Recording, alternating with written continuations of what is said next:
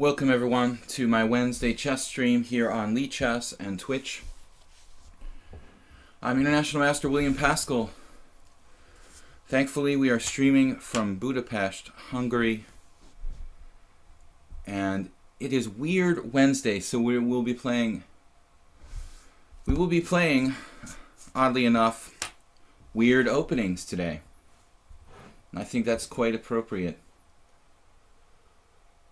Unusual openings where the unexpected happens.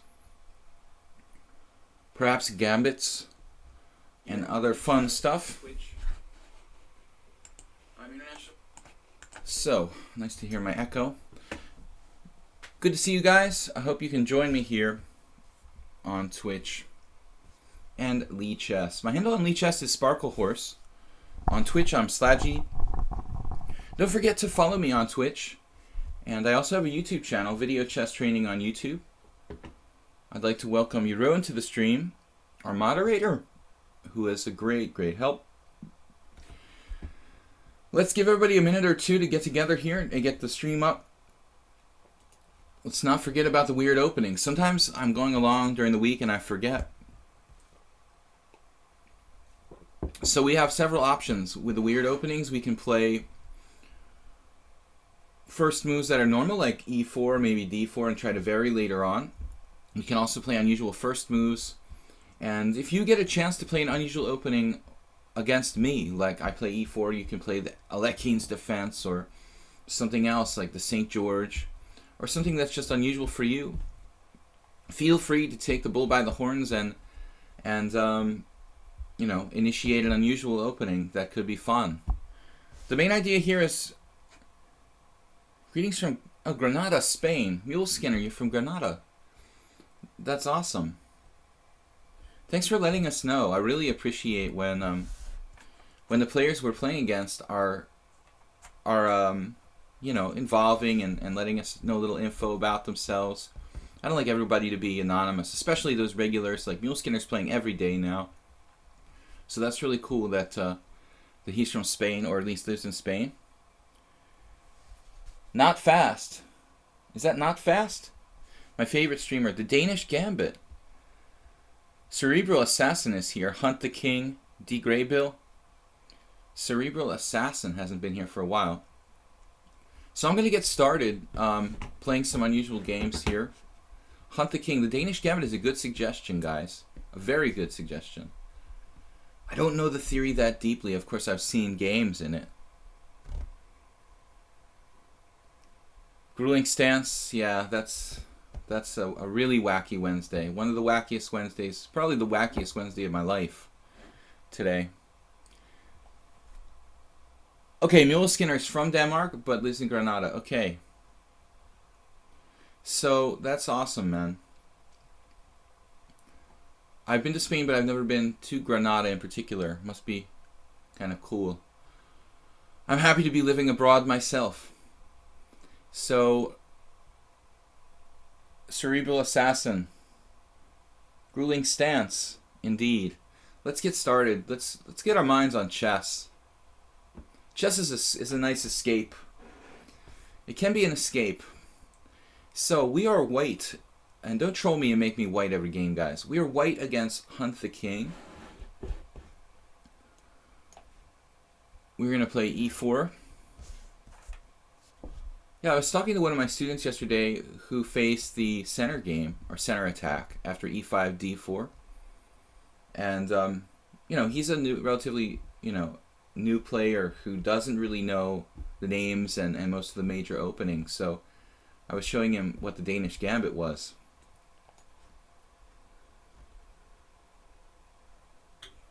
Center attack hasn't been successful for me here on the stream, and actually the one tournament game where I played it against a strong player. And actually the computer, Stockfish at least, doesn't like it. Looking at the evaluations, after e takes d, queen takes d4, I would honestly think that white would be like equal, but most of the engines, especially Stockfish, seem to think that black has a slight kind of small edge after queen takes d4. Nimzozo. Online wiki, Gita B.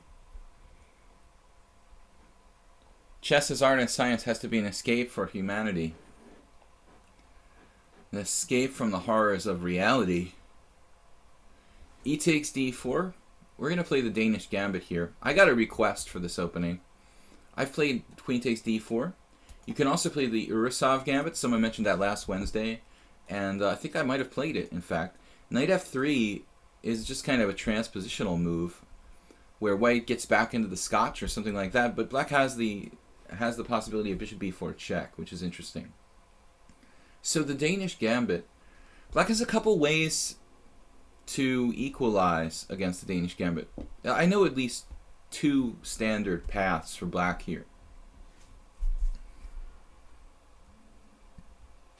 Well, chess is a game... What's that? I'm the guy who upset you in the simul. Not fast? You upset me.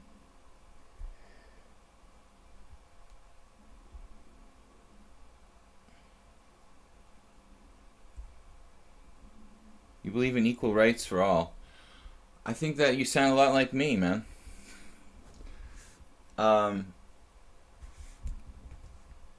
So D takes C.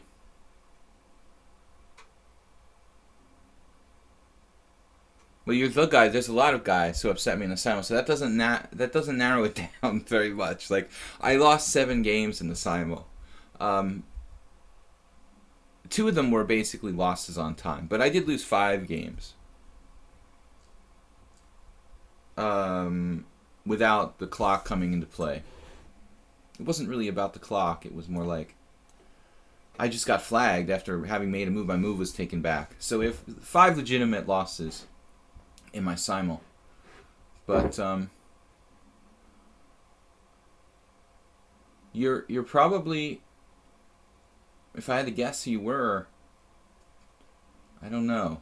I mean, there's a number of games I lost on Sunday. In Denmark, the Danish Gambit is called the Nordic Gambit. That's interesting, Yul Skinner. Online Wiki played this position earlier today against a computer. It didn't want to take the second Gambit. Well, I think that's the best way for black, you know, to give the material back. It's just a question of when.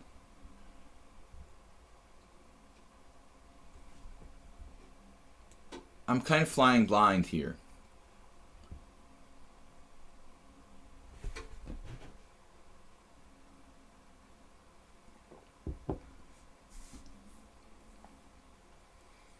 We've actually sacrificed 2 pawns for these powerful bishops. Yeah, I don't recommend ever playing any kind of gambit lines against computers. Okay, very bad idea. Very, very bad idea. I mean, if you want to find you find out what the refutation is, maybe it's not a bad idea. But that you can look up in online encyclopedia or opening database. You don't want to do that. Gambit line's not good against computers. Now, bishop e4 check.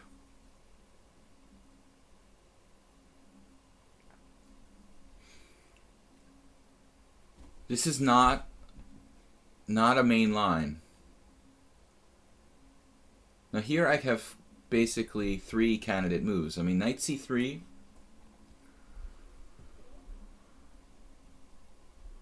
The problem with knight to c3, in my view, is that it would get in the way of the bishop on b2, but it remains a very important option. We have king f1, tucking the king away. And I mean, it seems strange, but it leaves the bishop to hang out to dry, so to speak, on b4. So I think that's really a valid option. And then finally, knight d2, which looks like the ordinary move. After knight to d2, I was looking at queen g5, pinning my knight and attacking g2.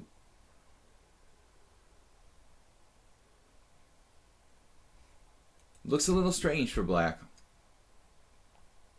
I could play like bishop takes f7 check, King takes f7, queen d5 check, but it's not that convincing in that line.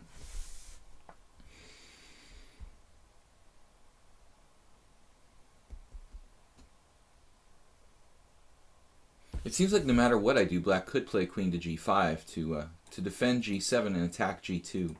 Kind of a logical sequence.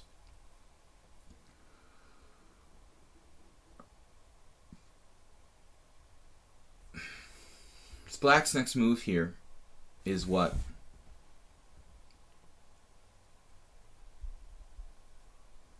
Knight d2, queen g5, knight f3, queen takes g2.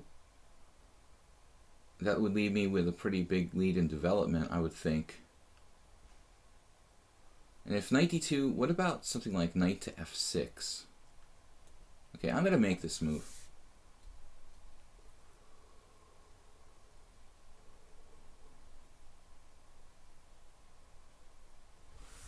It's not the best, most ideal move in the world. I don't have an ideal move. All moves seem to make some concession. Knight d2 is somewhat passive. Knight c3 gets in the way of the bishop, and king f1, obviously king e2, gives up my right to castle. King e2, it's just that the king is a little bit exposed. It blocks the queen. There are a lot of reasons why I don't really like king e2. Instead of bishop b4, I'll show you guys, the main line is d5.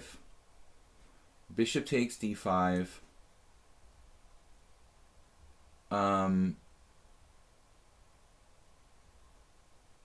Is that right? Yeah, d5, bishop takes d5. Knight f6, and check this out now. d5, bishop takes d5, knight f6, bishop takes f7 check, king takes f7, queen takes queen, winning a queen, and then bishop b4 check, winning the queen back. And according to theory, like, that's pretty close, a pretty fairly close position, evaluation-wise. But I'm out of my book now after knight d2. I am way ahead in development. Move knight c3 will give you the bishop pair. The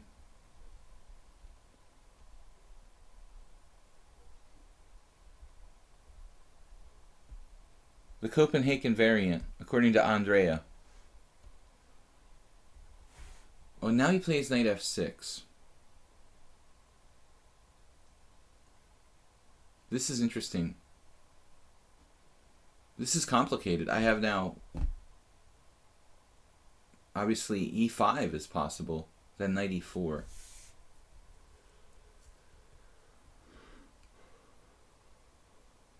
Bishop takes f7 check.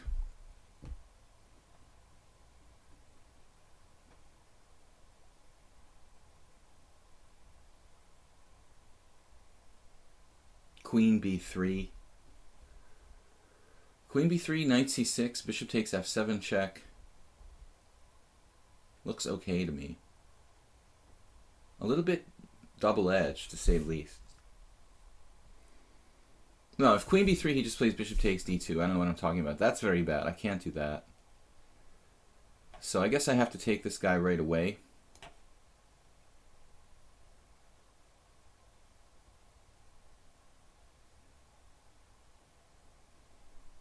And we'll say the position is unclear. I'm a pawn down. I really don't know if this is book or not.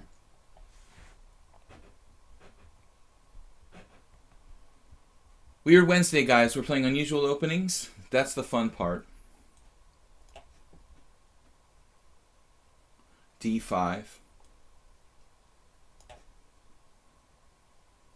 I have the feeling this is all theory.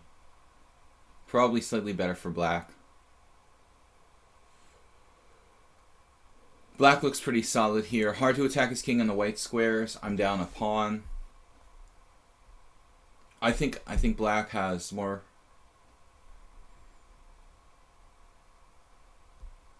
Honestly, black has more going for him than white in this position.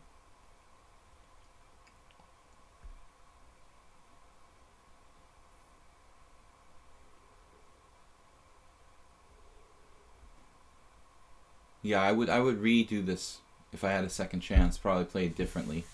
I don't think this is not enough for white. It seems like white should be able to almost equalize somehow in this opening, but the important part is that there's a lot of traps that black can fall for. Of course, I don't know too many of them. Having played this for the first time effectively, I never played the Danish Gambit, not even in Blitz. I played against it, and I played the line that I told you guys about, you know, d5 immediately after bishop takes b2. King f1 instead of knight d2. That's what I don't know. Yeah, I mean, king f1 definitely, for me, it was like a coin toss. I really, honestly, between knight c3, knight d2, and king f1, I couldn't decide. But you can see now in this position, we're actually, maybe king f1 would be a little safer because of this move. On the other hand, you can get b6, bishop a6 check. So I don't think that would be a very pleasant development. Now, I guess e5, knight c6 is problems, but it's still pretty complicated. Got this bishop. Got queen movement laterally.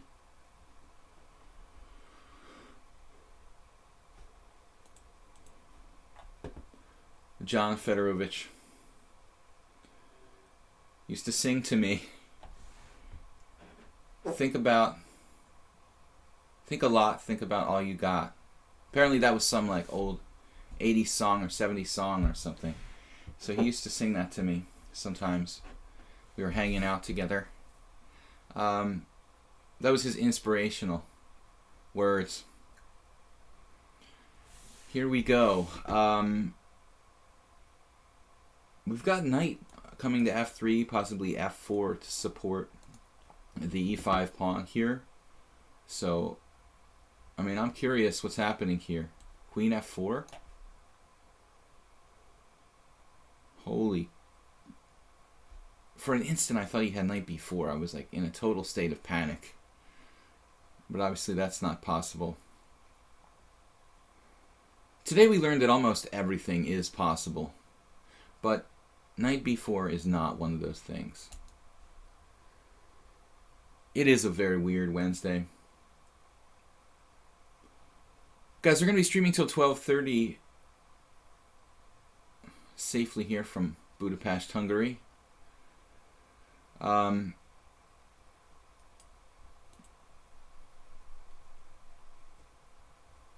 f4. Right. That looks like a very logical move. It's a good thing you have that, because otherwise you'd be in a lot of trouble. Alright, so now it's everyone's turn to get out of town, basically. This turned into like just a full-fledged pawn sacrifice. Black is a little cramped by the pawn on e5. If I wasn't down a pawn, I'd say I had a pretty good game. But in the end, the material should make a difference for black if he can stabilize the situation.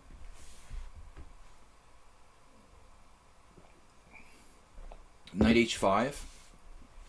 Knight on the side is usually bad, but this knight has pretty good scope. I mean, coming into f4 possibly. I certainly don't want to trade pieces here. There's no obviously good square for my queen.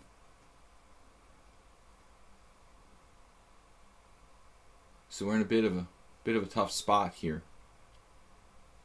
Queen a4.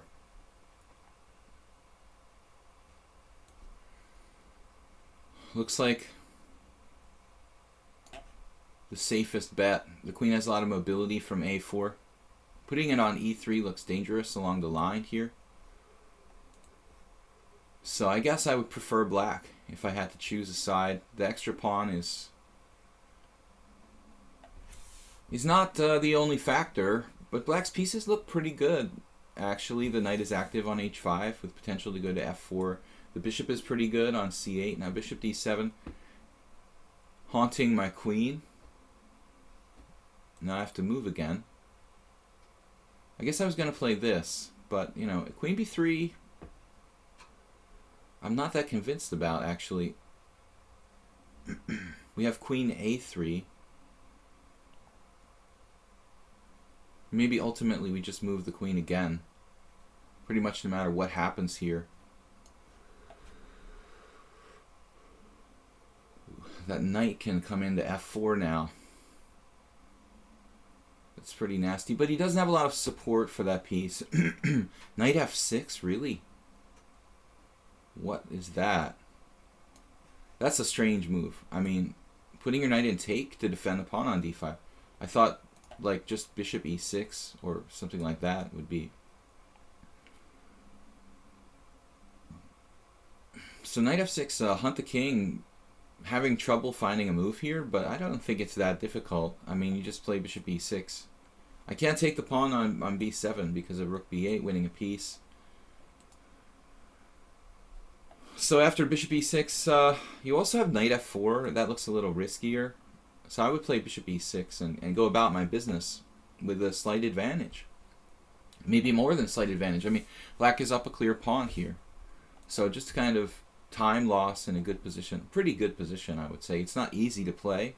Pretty complicated with opposite-colored bishops.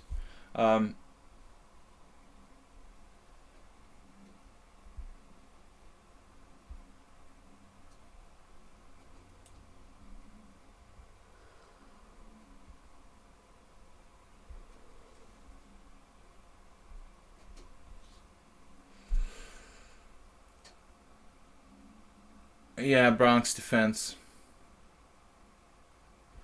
I'm a little surprised that I don't want to talk a lot about politics, but I am surprised that Republicans won in Pennsylvania.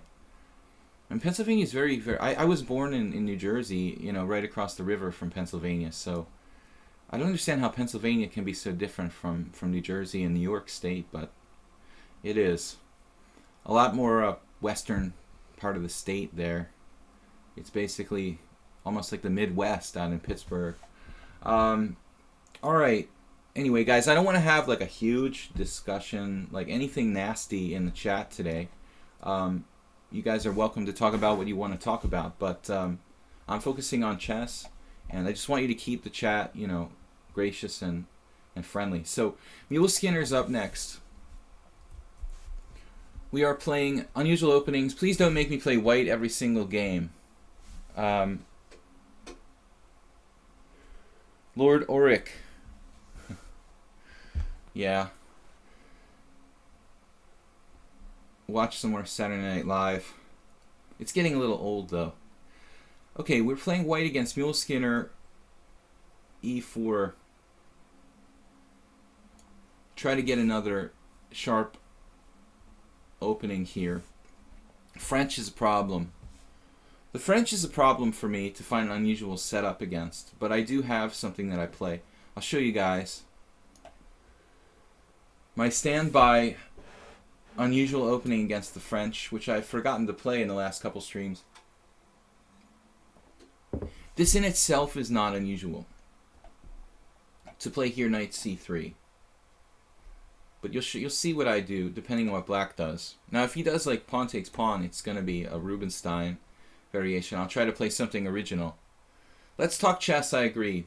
You know, everybody is very polarized about the American election, and there's a lot of emotions with people, so I understand if they want to talk about it, but I'd prefer to just,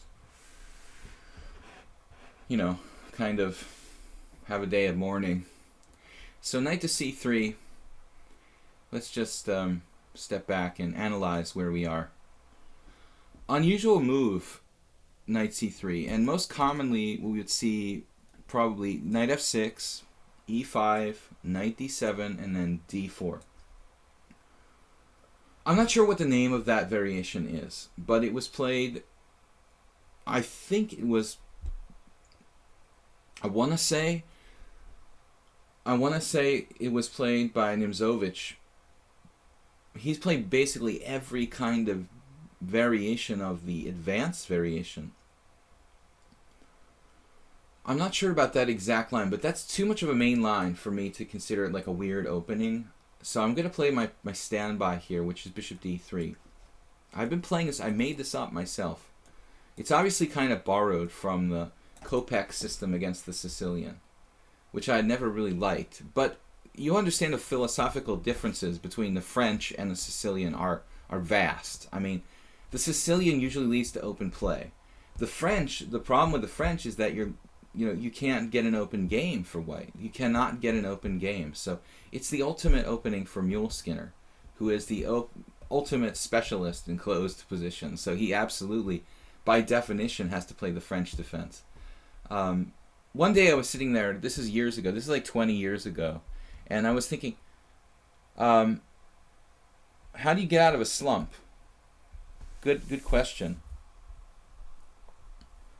How do you get out of a slump? Well, it's important not to tilt. The one time I lost 5 games in a row, it was largely because after 3, I tilted off the next 2.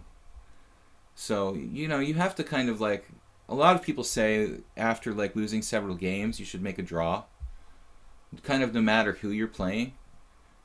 This is more commonly like advice for stronger players who are maybe playing like round robin tournaments and stuff like that. But I think there's certain like truth to it.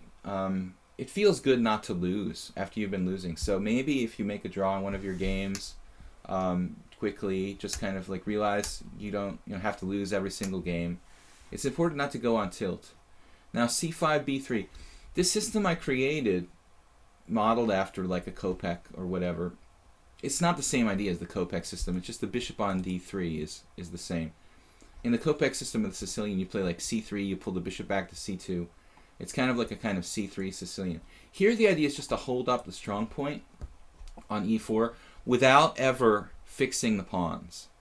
So what I'm trying to avoid is reaching a locked structure at all cost.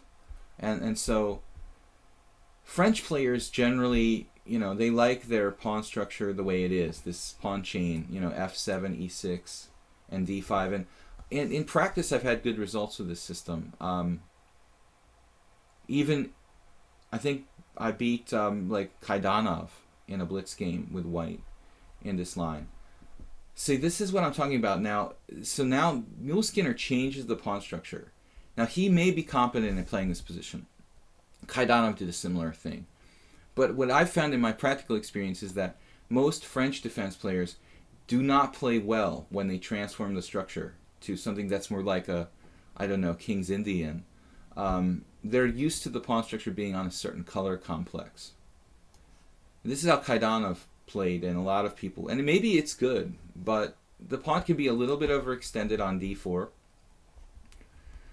But more importantly, in a practical sense, black is usually not used to this pawn structure for black. And so we play kind of in the style of a, what is basically like Dunst opening, like one knight c3, d5, e4, d4, knight e2. I must defend my pawn at e4, so this is part and parcel with the plan to overprotect e4.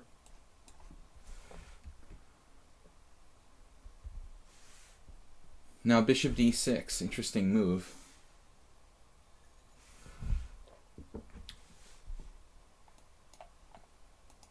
Another radical move would be h5. Perhaps a little early for that.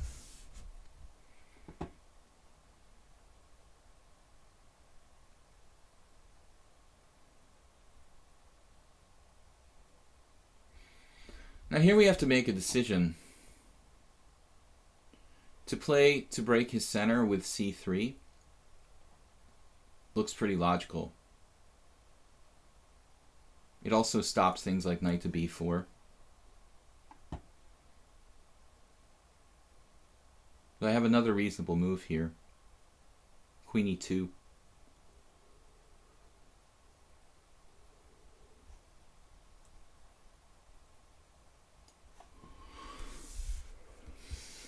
This probably doesn't change the position too much.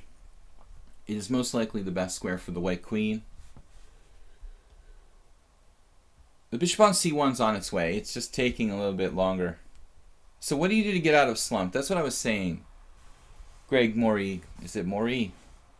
So I would say try to get a draw. First of all, you have to get your self-confidence back. If you're playing in a series of long tournament games, what I would do would be to try to at least first make a draw in one of my games, to stop the losing, stop the bleeding, basically. Get a little bit of self-confidence back. Prove to yourself you don't have to lose every single game. Because the first time I lost 5, the only time I lost 5 times in a row in a serious tournament, as I said, the first 3 were kind of legitimate results, but the 4th and the 5th one were just sheer anger on my part. So I started to do things that I don't normally do. I started to play openings that I wouldn't normally play because I was like angry and on tilt, and I just wanted to like lash out at the world because I lost like 3 games in a row. So make sure you're not doing anything differently than you normally would do, because that's usually what keeps the slump going. Just try to play your normal game and try to keep your self-confidence. But you're also going to have to look at your games later and try to see what you're doing wrong. Check if you've changed something. Queen c7. Neil Skinner's so incisive here in this game. He's playing very incisively. Yeah, what about my bishop on e3? What about my bishop on c1? We can play c3. We can also play bishop to b5.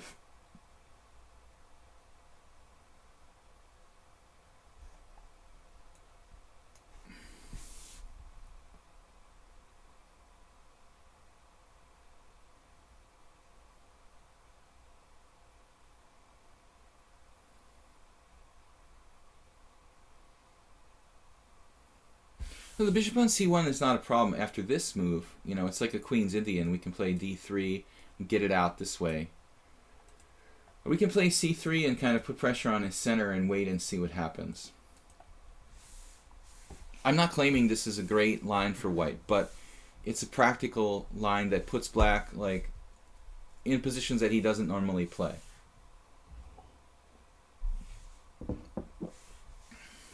My practical results against master strength opponents in blitz are quite good. I think I have a pretty serious plus score, over maybe 100 online blitz games. Another great move, knight d7, over protecting e5. He's avoiding the pawn fork with e5.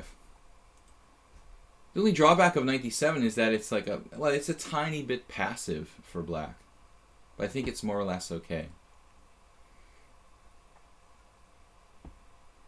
Now we should try to put pressure on his pawn center, I suppose.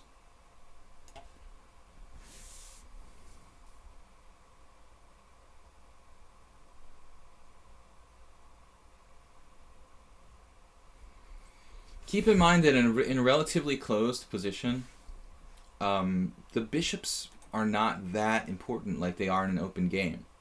I can afford to give up a bishop. There are 16 pawns on the board in this position. So the knights are going to be pretty valuable, I think, in respect to comparative value with the bishops. He took on c3. That's a concession, and I think this capture is a clear concession. Black gives up the strong point at d4, and I think black gives up their spatial advantage there. So I'm happy to see that. But it does change the position pretty drastically, so I need to reevaluate what I'm doing here. Black has a solid game. I have more space. But at the same time, I don't want to I don't want black to relieve the cramp in their position. Could I play something like bishop takes c6 and c4 and bishop b2?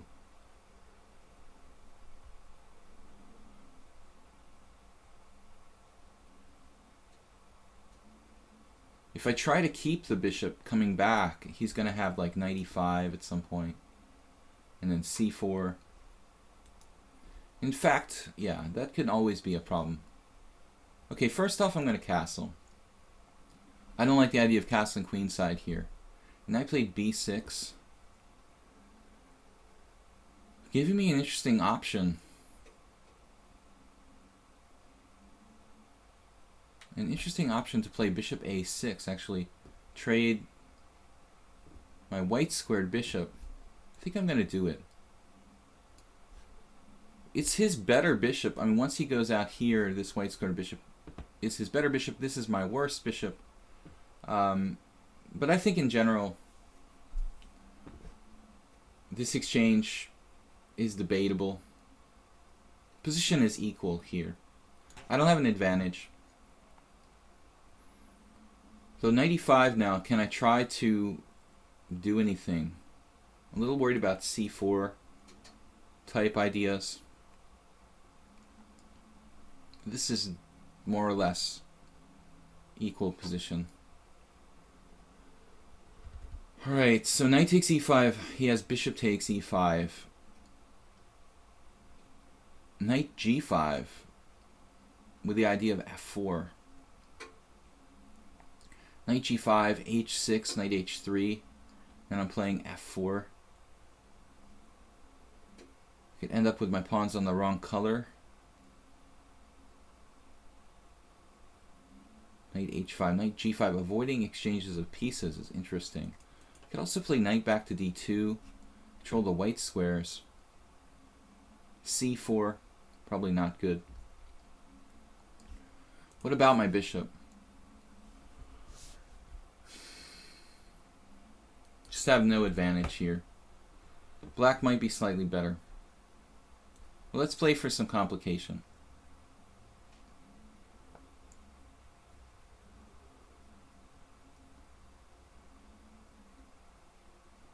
This move is risky because I have less time, 30 seconds less.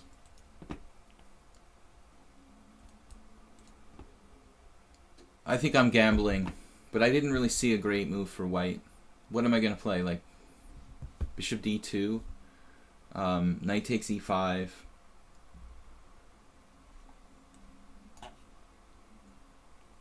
Hopefully my knight can get back in the game via f4 or... Wow, f5 is kind of a crazy looking move. He's putting his pawns on the right color. You have to admit that, but it looks kind of risky. Knight f4 maybe?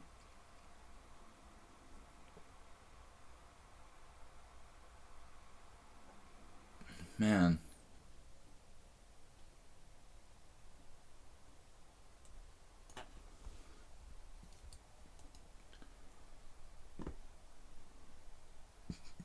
Mule Skinner is playing like a... He's playing like a strong player today, man. He's played this pretty well. I think I might have missed a better move. Maybe f4 with the idea of some queen c4 type ideas.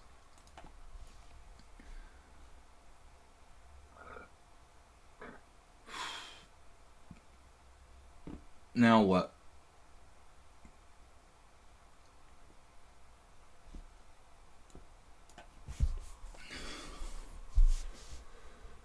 Fundamentals, open file. But I don't know what to do now.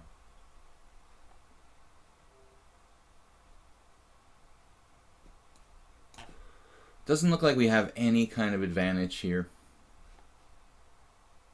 We're actually in danger of losing on time.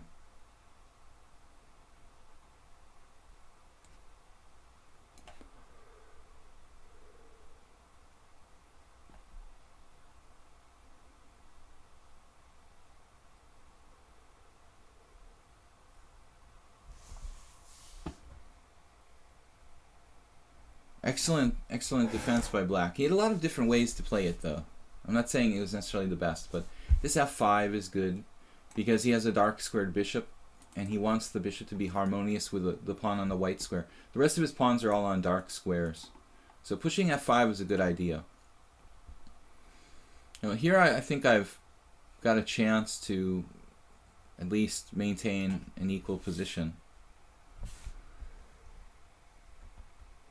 We have control of an open file momentarily. The d5 square. Black has the e5 square and an open file himself. He goes now, he goes there. Whoa. Okay. Not sure. Now he's dropping a pawn, potentially. But it looks like there are tactics here, like knight e4. And knight e4 looks strong.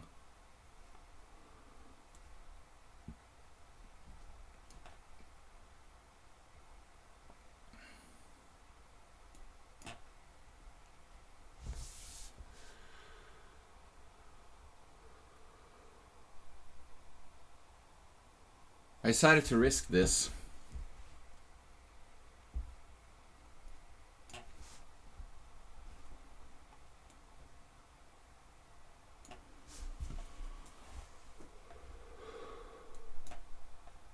He's not just strong, but he's fast too. Uh-oh. He blundered.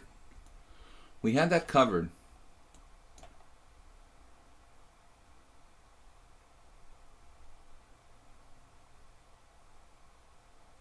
So we got very lucky here. Really should have been lost.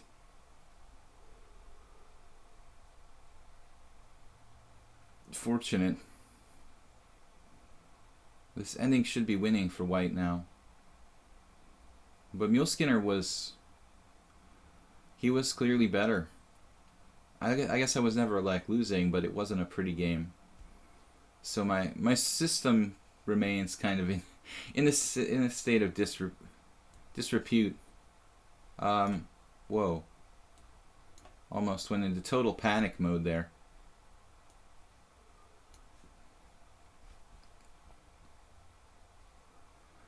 Panic mode. Let's be on a white square. Alright. We are out of the woods now. Out of the woods.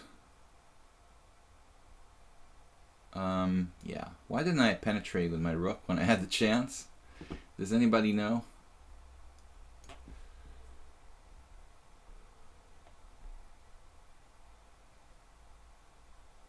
So this is just a technical exercise. Looks like he's going to lose a pawn. It should be lost, but not an impressive game. My system met its match here. It met its match. Guys, it's weird. Wednesday we're playing unusual openings. This anti-French system, the homemade anti-French system, not working out too well. It works a little better in 5-0. This was 8-3. So in 3-0 or 5-0 blitz, I normally have good score, but 8-3 gives black a lot of time to really come up with a good setup against that. So I don't think I'm going to risk it anymore. Hopefully I'll recover from the simul, Cyrix. It was pretty tough.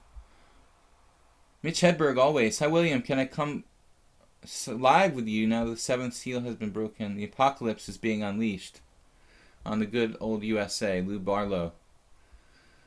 Live with me, live with me. Like, can I read even English? Yeah, man.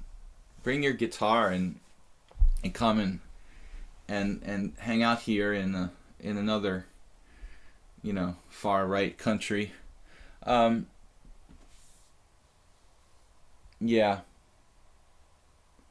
I try not to take the politics too seriously here in the stream. This is a chess stream. But I'm not going to forbid people to discuss reality. So, guys, feel free to, if you're able to civilly discuss it, you know, you can discuss your political happiness or sadness about yesterday's election result. But just keep me out of it because I'm playing chess, basically. What about c4 locking up the queen side and shift to king side attack? Yeah, you see, normally if you do that, once black has the pawn on d4, white doesn't really have a great position, quite a few weaknesses, but that's a general idea that can happen sometimes. It's kind of like in the King's Indian when you play like c5, try to hold the queen side. Yeah, you can do like c4 and d3 and bishop c1, and yeah, maybe, but it's not a standard position. Andrea Peroni, I'm white again. You guys have to stop making me white every single game. I don't understand. I can play unusual openings with black too. And that's half the fun. So please, just challenge me to a random challenge, not necessarily challenging me to be white, because I don't have to be white to play an unusual opening. I like to play a lot of unusual openings with black. So please, give me a chance to play black, okay? I much appreciate games with black. Against Andrea Peroni, Perone, we will play. I think I'm in the mood for Jeroen's favorite opening, the Birds opening. Cool. It's awesome. I'm going to accept it. I don't know how you feel about this, Jeroen. Bear IRL. Yeah, Marius, I don't know, like, far right ministers are following me everywhere. Wherever I go, it just like turns to the right. But d6, yeah, well, it might come to the point where I have to move to Romania, Marius. It's definitely been on the table for a long time. So if that comes to happen, I'll let you know. So d6, no joking. I mean, I've seriously considered moving to Romania in the past. So d6 is a very good gambit. This is called what is it called again? Fromm's Gambit, right? Fromm's Gambit. Jeroen is our house expert in this position. D6 is the main move, right? But now I'm thinking you can take, right?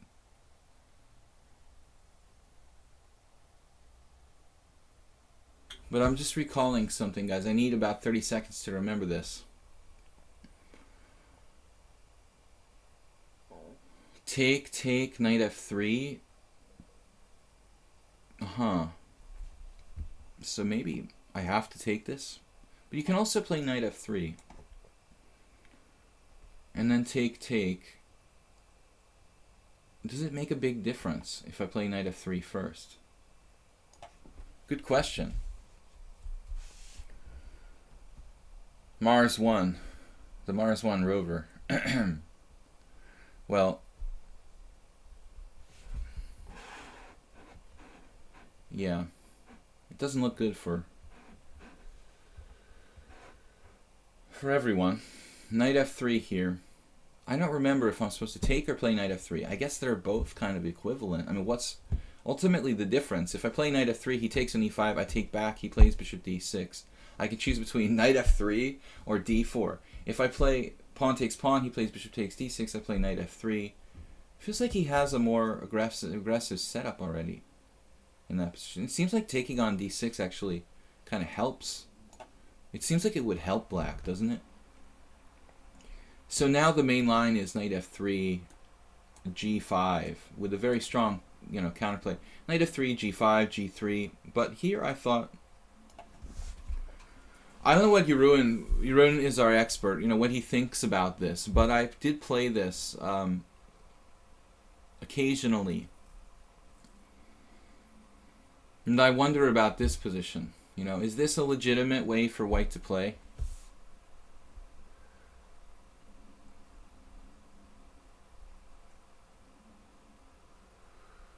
Lou Barlow in the house. Mitch Hedberg always. Lou Barlow, I saw you on What's in My Bag on YouTube. Alright. He wants to take back. Oh man, you play the Fromm's Gambit and then you're asking for take backs. Unbelievable. Alright. I'll give him a take back, man. There's one take back per day. That's going to be the rule from now on. That's it. One take back per day. He played knight f6. So now, I mean, obviously bishop takes e5 is kind of a critical line. Now black just plays for development. This is also very logical. I'm not really sure what I'm supposed to do here. I'm trying to use my spider senses to detect the best chance for white in this position. I've already kind of passed up on my option to play g3. It may not be too late, but it doesn't look right anymore. It does not really feel right anymore. Knight c3. Take with a knight. Maybe we're supposed to pull the knight back anyway now? Knight f3? Man, black has a lot of compensation here. How about bishop f4, for example? Bishop f4. I'm not going to be able to maintain that knight on e5 indefinitely. He'll be able to put pressure on it. I'm a little scared. Where's Jeroen?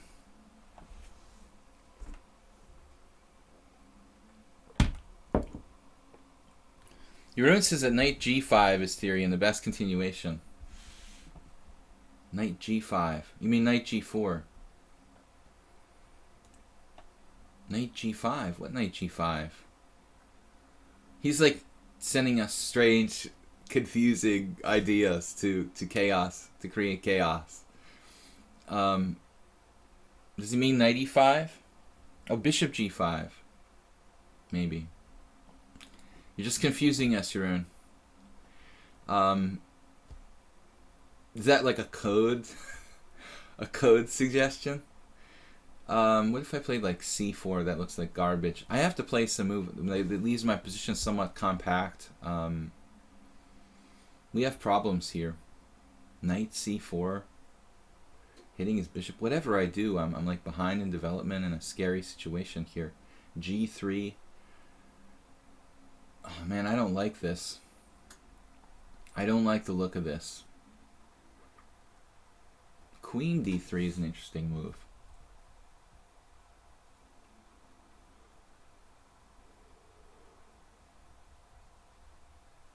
Queen d3 trying to castle queenside quickly. Can I do that?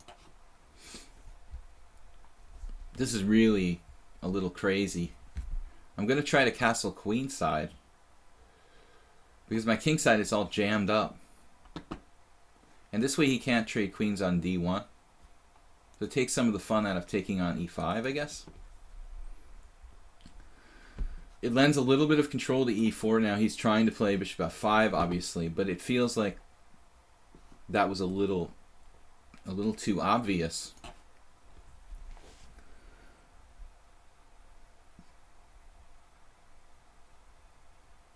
What are you talking about? Is that pavement? You're talking about Bronx Defense is singing Pavement, isn't he? It's not a Pavement lyric? Is that a Sebadoh lyric? I thought it was a Pavement lyric. Okay, e4. Andrea Peroni walks right into this. So thank you, sir. A little too direct. I think you should just maybe have played instead of g6, which is, by the way, like really telegraphing what you're doing. Maybe just like queen e7 instead, or just castles. I'm happy with my move queen d3 though. That feels like a Pavement lyric. Yeah, it's absolutely a Pavement lyric, right? Well, Lou Barlow has no direct connection with Pavement, but they are from the same era and very close in style. Bishop g4. He's trying to uncastle me. Trying to stop me from castling, in other words. Bishop f4, bishop g5. Looks good. Yeah, g6 really was a catastrophe for black. Actually, I'm also missing tactics based on queen check, but I'm not sure that's necessarily always a good thing.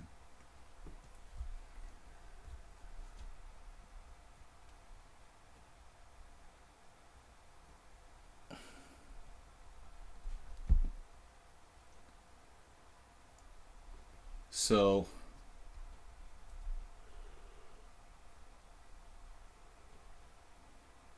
we're in good shape.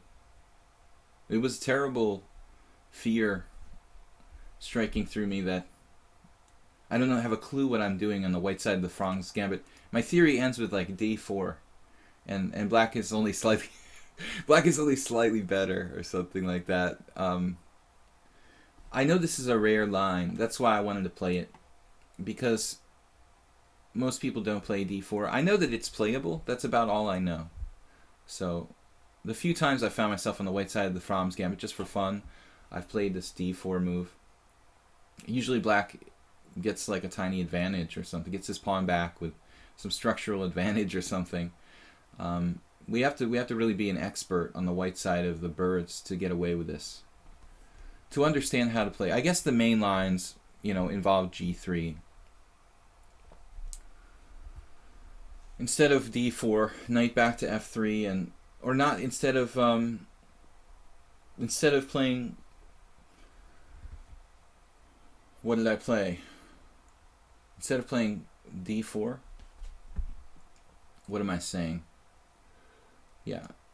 Okay, so d takes e5, knight takes e5, bishop d6. Instead of d4, knight f3, g5, g3, g4, knight h4.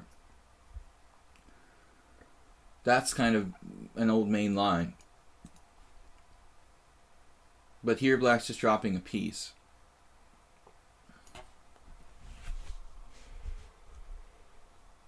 Queen b5 check wins the rook on a8? Well, no, not necessarily. But I might have had some other problems. Queen b5 check.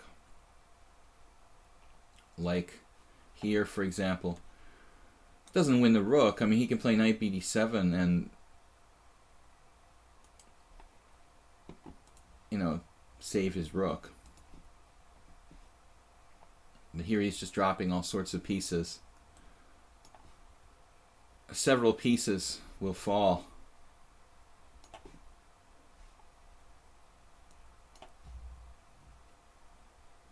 Oh no, you had that.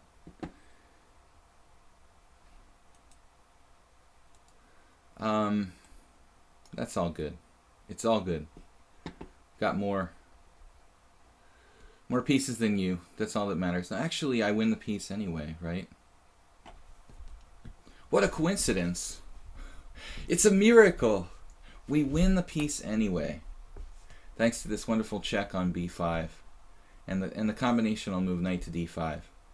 Bishop b4, queen f8. Now bishop b4, knight d5. Maybe you can trap my guy on b4. Bishop b4, bishop a3 was played. That's not really enough compensation.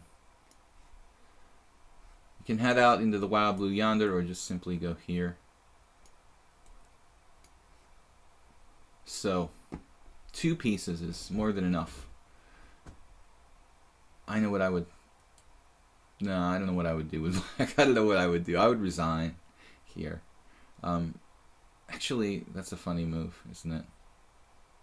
That is a funny move. Let's nod and say we did.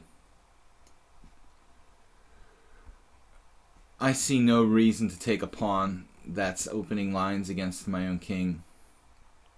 This is never a good idea. Especially when you're up 2 pieces. A good practical try, I suppose, by black. So guys, it's Weird Wednesday. We're playing unusual openings here. Fromm's Gambit. I don't have a clue what I'm doing, but Andrea, without theoretical knowledge too, he went astray quickly with g6. You know what, guys? Queen d3, the move I played, might actually be the recommended move for white. Somewhere in my cerebral cortex, there was a lost memory of queen d3. It makes sense. It's easier for me to mobilize my queen side. I still don't think it's a very good line for white, but it might be enough for a draw. Oh. Setting game display, piece destination, disable the dots. Was somebody complaining about the dots again? We did have a complaint about the dots earlier. Can you disable the dots? The leaping lemur. Yeah, let me see if I can disable the dots. It doesn't really matter to me. It doesn't bother me. I don't know why it bothers everybody else so much, but if it really bothers you, I will disable the dots. Now I'm going to take this now. Why would I do that? I'm going to take if it's definitely necessary to like checkmate black here. Probably it will be. No, it's not a good idea at the moment to play queen takes b5. Where is the mate? Alright, let's try this one. Oh, then he'll just play b4, but then it's with check. That's a different story. Alright, so we'll play check. We'll draw him out, and I don't think he'll ever survive if he goes out into the wilderness here. He's going to die of exposure. So it looks kind of grim. But as far as checkmates go, yeah, I don't think I have too many. This is the secret move over here. Checkmates are running a little bit. Ooh, yeah, you're not going to land. You're not going to live too long, I don't think. Out there.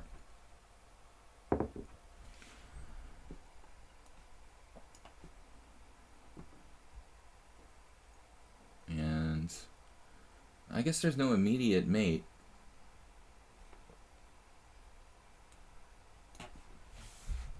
But this should do the trick. He does have a check. Several checks, actually. It shouldn't make a difference. He has one check, yeah. Several checks. He has several checks here. It's not enough to change the balance because the threat is very strong, isn't it? You could probably delay the game like a whole bunch of moves, in fact. Alright. Maybe I missed a forced mate. I didn't see I was going to mate by force there. I thought you should have tried the crazy take on d4. Technically, if you want to lengthen the game as much as possible, queen takes d4 was probably the only way to do so. Now it's mate. If you had taken the pawn on d4, it would have been harder for me to actually checkmate black. The king would have access to e5 and stuff like that, so I would end up like just winning black's queen or something, instead of... Is there a smaller piece I can mate with? You should always mate with the smallest possible piece. But I don't see, it's just... Alright. Andrea. So we have a new player, Etat soeur. I guess, does that mean sour state? What does that mean in French? Made in 7, according to Eric Fellers. Any relation to Sebastian Feller? Alright, let's see if we can disable that setting. That's theming preferences. Board highlights, board coordinates. Where do I find this? Game clock, game behavior, privacy, coach, password, security, patron, close account. Game display, game behavior? Where do I just disable this stuff? Valid moves and pre-moves, is that it? Piece destinations? Yeah, okay. So that's it. Alright guys, that should get rid of the annoying things there. Etat soeur. Sour. I'm just guessing that means sour state in French. I'm in a sour state today. Oh, sister, my bad. Well, so much for Latin. So much for the theory that sister state. Does it mean sister state? Does etat even mean state? Why did I think that? I'm probably wrong about that too. Oh well. So much for guessing words based on Latin. d4, knight f6. We've got to play something unusual. Wait a minute. Thank you for playing white against me, because actually everybody's playing different stuff. Now, we did have a Polish last stream. Polish defense. I want to play something different. Alright. The problem is if I play something like... you should change from French to Belgian. That would make a difference. I'd be able to guess it better. Alright. against d4, b5, f5. The Dutch. I never played the Dutch, but I just played a sort of birds opening last game, so I don't want to be redundant. Did you have a goal for chess? Are you talking to me? How long did you train? You talking to me? How long did you train to get where you're at chess? 30 years.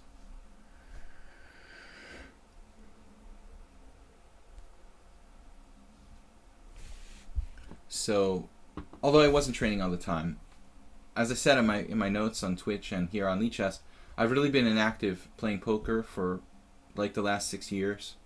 So, to be perfectly honest, between 2009, 10, and 2015, I was playing almost just poker and very little chess. So I can't really count the last 5 years as training in chess. So let's say that I studied chess seriously for 25 of the last 30 years. That's how long. So it took me, we don't count the last 5 years. It took me 25 years to get to my current strength.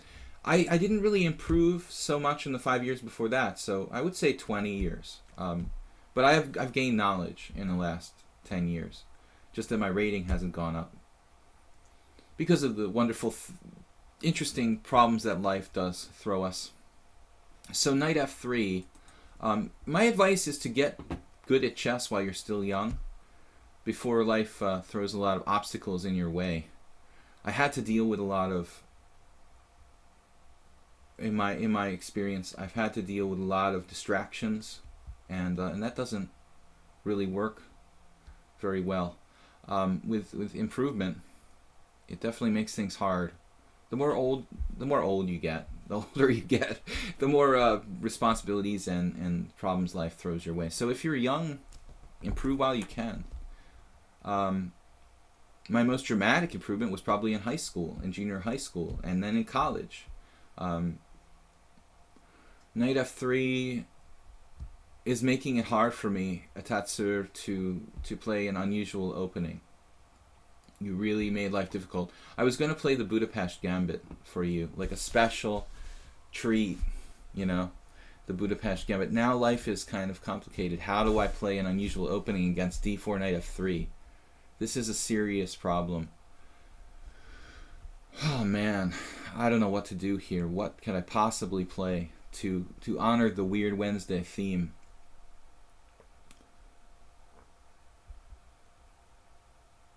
b6 is just a Queen's Indian. Lost to Igor Foigl once after b6, bishop g5. That's immediately advantage to white. I don't know what to do. I mean, I can play the Benoni. I really don't know what else I can do. The sharpest move available. a6 is an interesting possibility, but I don't think it's an improvement on b6.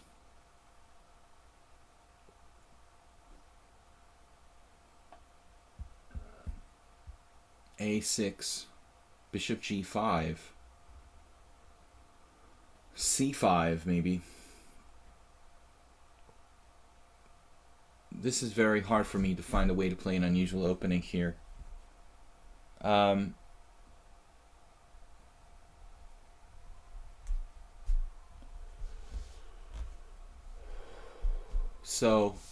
online poker is basically dying, almost completely died now.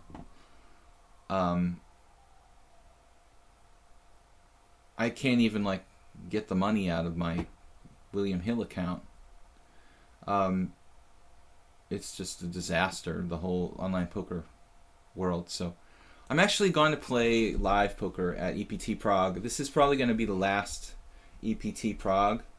Maybe the end of the European Poker Tour in general, because PokerStars is probably going to pull the plug on its sponsorship of this kind of stuff. PokerStars is sort of falling apart. So I'm going to go play in Prague in December. If anybody wants to join me, you can meet me there for the European Poker Tour festival in Prague, Czech Republic, coming up in a month from now. So a4, wow. What if we play c5, you take it off, and then I can't get it back or something? I guess I have to play e6 here. a4 is a pretty safe move, but not very dynamic. Okay, so he's just super solid. I mean, there's nothing I can do to try to create like imbalance here. I tried to play a weird opening, but he's not allowing it. Maybe c5 now. The problem then is like what to do after bishop g2, b6.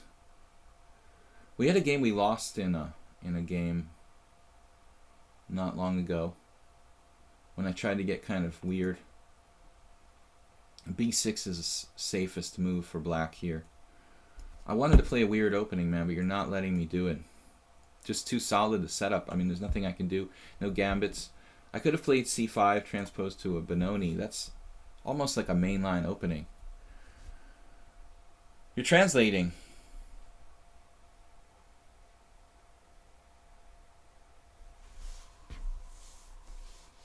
So guys, welcome anyway. We are doing this since February of 2016. I'm back to chess full time. I'm going away to a tournament here in Hungary. It looks like a little disappointing turnout next week, next Thursday. I won't be streaming from the what do I want to say? 17th to the 24th. So you guys can watch the World Championship in the interim. The exciting World Chess Championship. Maybe. Yeah, I mean, I don't know. Now, I thought that Carlsen had, my prediction was that Carlsen had like a 99% chance of winning. But I no longer have too much faith in my predictions of what's a sure thing. All I know is that I'm very, very lucky that I didn't bet money on the US presidential election, because I came this close to doing it. It seemed like, oh, it's a good idea. But that's why I don't bet on sports. And I think the presidential and any kind of political elections are even more volatile than sports. So don't bet on sports. It's a good thing I decided against it. All right, so c4. There's no such thing as easy money in this world. There's no such thing as a sure thing. c4, good move. He starts to have gambit type of ideas. I think the a4 might actually give white a kind of improved Queen's Indian here almost. Perhaps d5 is the best way to handle this.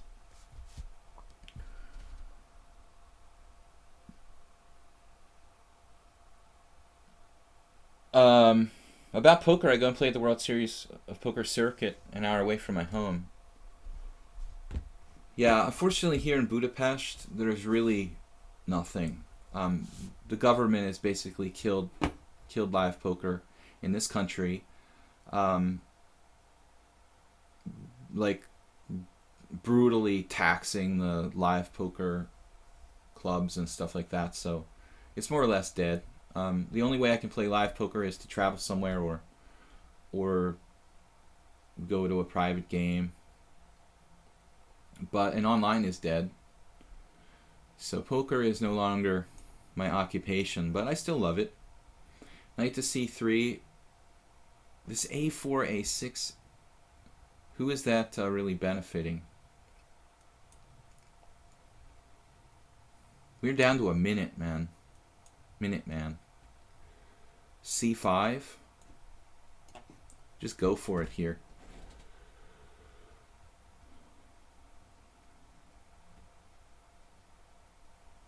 Itatsor said, I should have allowed you to play weird. I'm just not used to allowing the opponents to play weird stuff. Well, I was hopeful when you played like d4 and I'm like, should I risk knight f6 because he might not play c4? And then of course he played knight f3. And then I should have played probably b5. But again, bishop g5 strong against that. So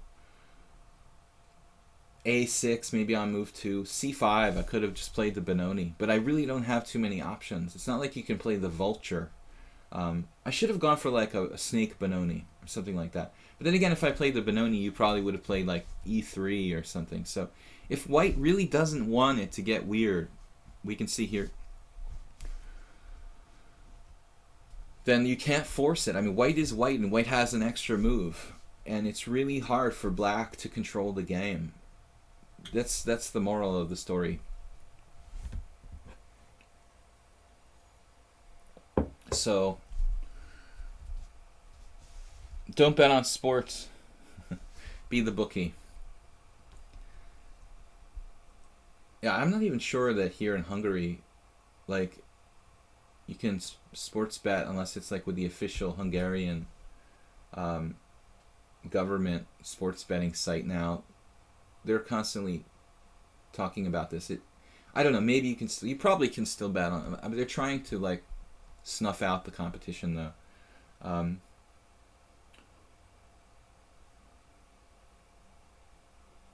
C5. But I'm not into gambling. I like poker because it's a skill game. So, guys, keep in mind, I will be down from the 17th to the 24th that week. I will not be streaming, and actually, it'd be like kind of like from a Thursday to the following Thursday, no streams. Usually, I'm doing. We could take with the bishop here, but I would end up with an isolated pawn. So it's probably best to go with hanging pawns here. I actually like this fact that he's played a4 in this kind of position now, because it seems like there's some more weak squares. He finds the way to try to take advantage of my bishop on b7 a way. This is complicated. I could play knight c6 here. Rook a7 is a fun move.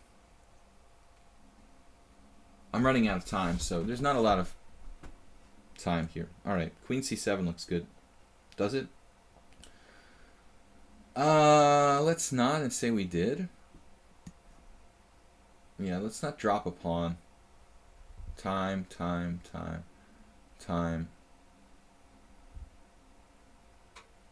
Let's try rook a7.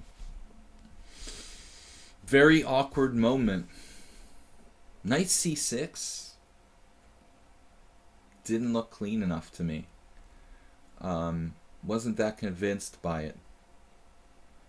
So we're kind of in trouble on the clock, but we're hanging on here.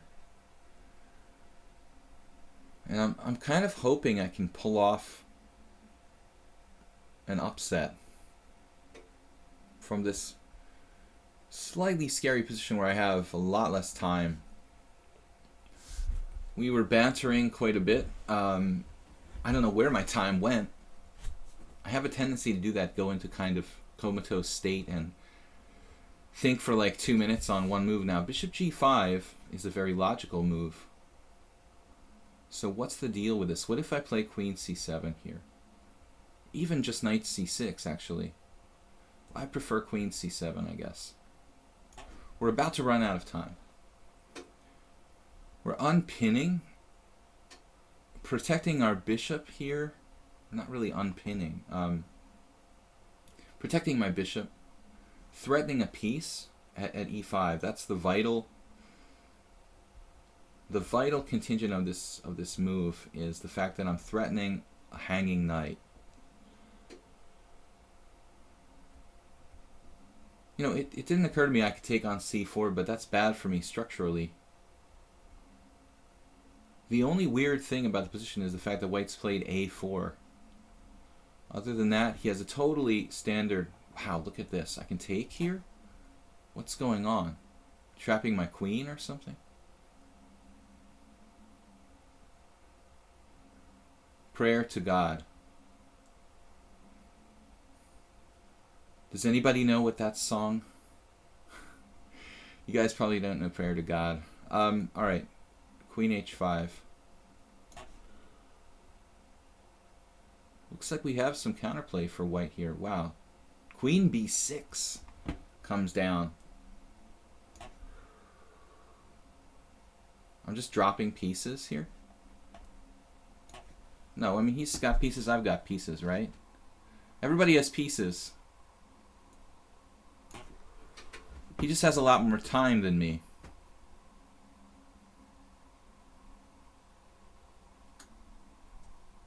Wow, dude. 1900 in blitz. That's pretty strong, though.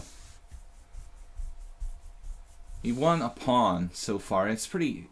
Oh, no, you're down. You're up the exchange. I can't even count pieces. You won the exchange? I don't have enough time to keep track of the pieces here. It's pretty sad. Wow, 95?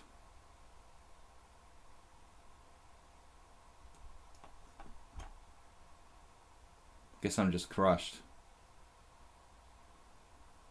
I should have taken. This was a bad move.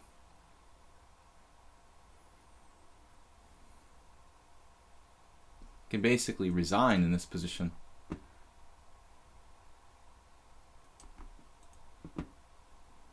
Impressive game. Okay, my time management was crazy.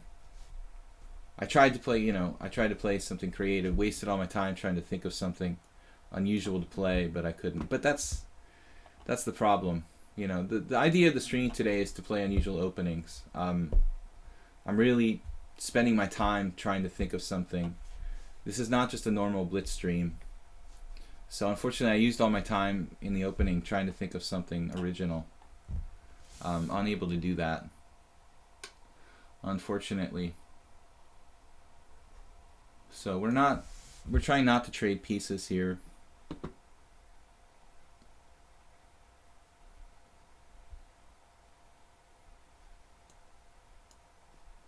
The guy's obviously a strong blitz player.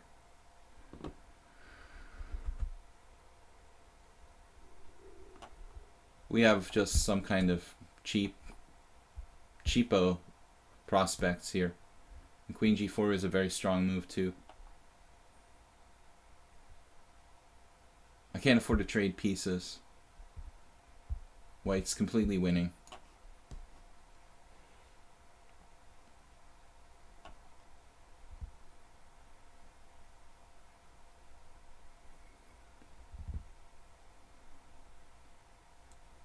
Oh, I'm gonna drop pieces here.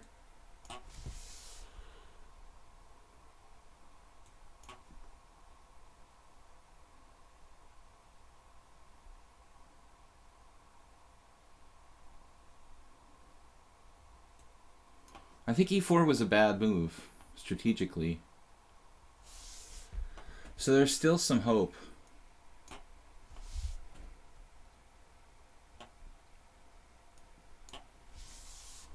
They're going to drop that, though. That's a problem.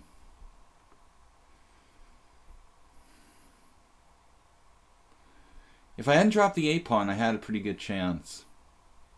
But after dropping that A-pawn, it looks really bad.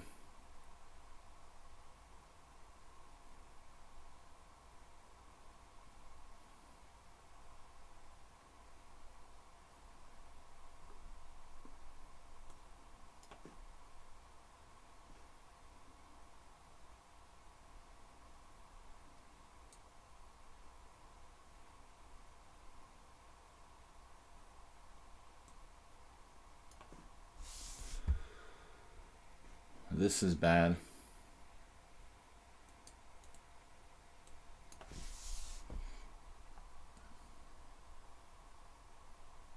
I really need to get my king in the game.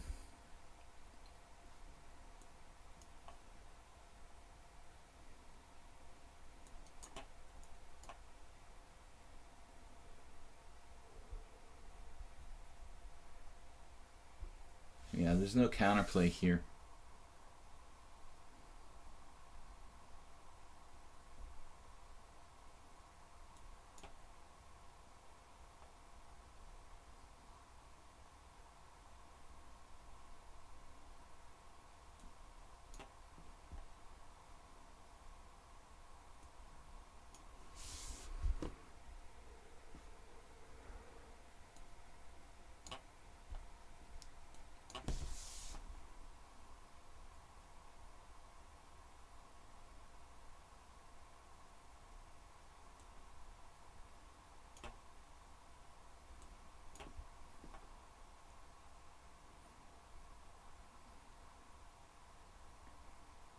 He saw the threat. Oh well. This is lost.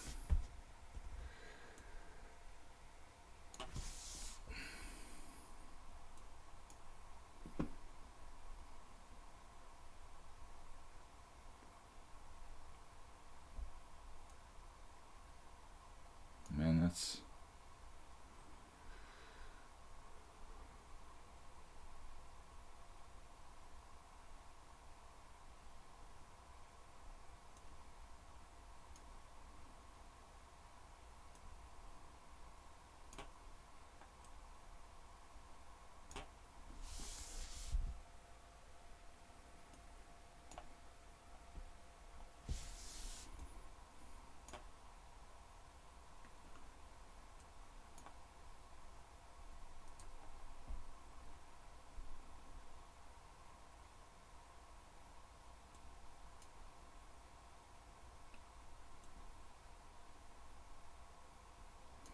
Okay, now we have a problem.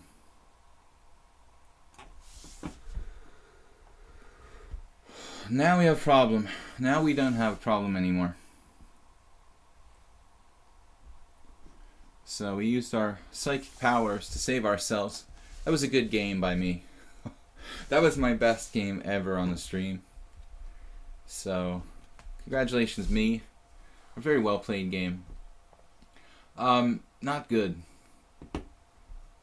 But I appreciate if you guys cooperate and don't play the ultra solid stuff. That was hard to come up with something original. G3, another move that's going to be hard to play something creative. Paschall CET said stressed by the time. Yeah, the forever increment can get pretty annoying. I agree. It's really I miss the old days when it was just sudden death and no increment. You know, the perpetual increment, the game that never ends. Like it's very, very hard on the psyche. Obviously, totally lost for me for the last 30 moves. Alright, so in the spirit of unusual opening theme, I guess I'll play the Dutch. I don't know what else to do. You know, when the guy plays G3, what should I play? Like knight to C6 or something? I don't have a clue. White is not committing to anything. No E4, no D4, C4. Now he's playing the symmetrical Dutch, which is cool. The double Dutch. So we have a symmetrical Dutch. I think, you know, that could turn into maybe like a closed Sicilian ultimately. Would be very, very typical. Crazy, that's the guy who moves very instantly? Or no, maybe I'm mixing up. I thought Crazy was the guy who moves like instantly, but that's somebody else. We had one opponent who plays like it's bullet chess in 8 minutes. But I guess that's not you, Crazy. Okay. So now knight to C3. And what can we do? There's really not a lot of options. There are not that many options we can play. Leningrad Dutch seems like the best. I caught him in a pre-move. No, it was an intelligent move by me. You know, I mean, I saw that he wanted to play rook e8 check. And by playing knight c7, you know, I saw that I'm attacking his rook and attacking the square that he wants to go to. So this is typical, like, desperado kind of defense. Yeah, definitely, like, you're definitely defending against pre-moves in that kind of situation. Nobody should be pre-moving with an increment. Crazy, so he's the bipolar player. Okay. He plays wild in one game and then solid in the next.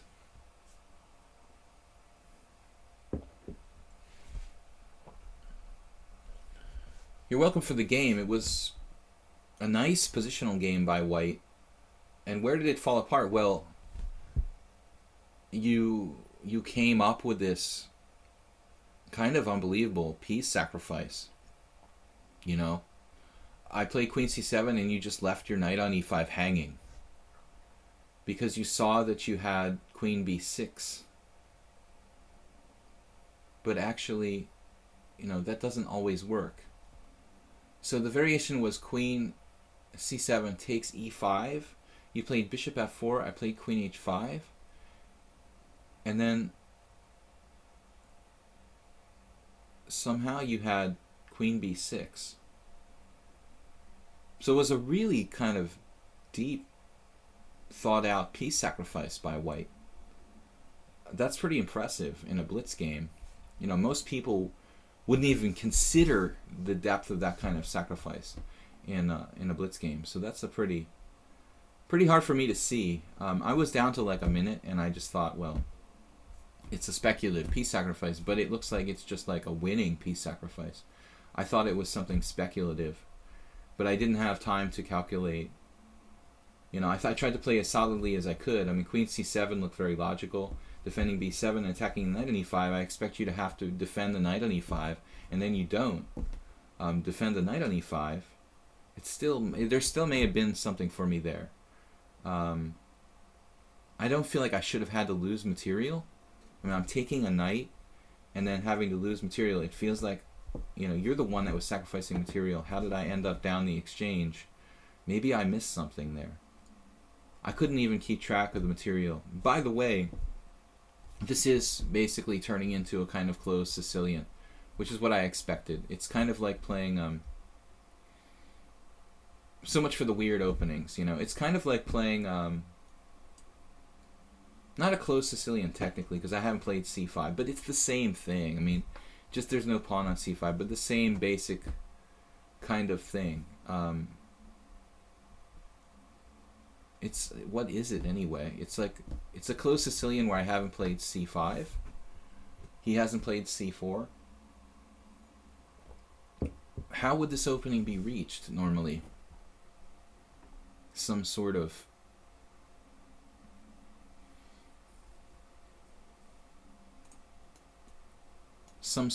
like symmetrical Dutch or King's Indian attack. An unusual kind of King's Indian attack, maybe. But how? You know, you get the knight behind the f-pawn is difficult to do. You'd have to like maneuver the knight to h4 and play f4 and come back. So this is a very unusual position, but the nature of the position is totally, it's just a closed Sicilian in nature. FM Strength said, is that good old Hungarian kefir? No, this is good old Hungarian sparkling water. Rook b1. Looks like your standard King's Indian English opening, closed position type of stuff.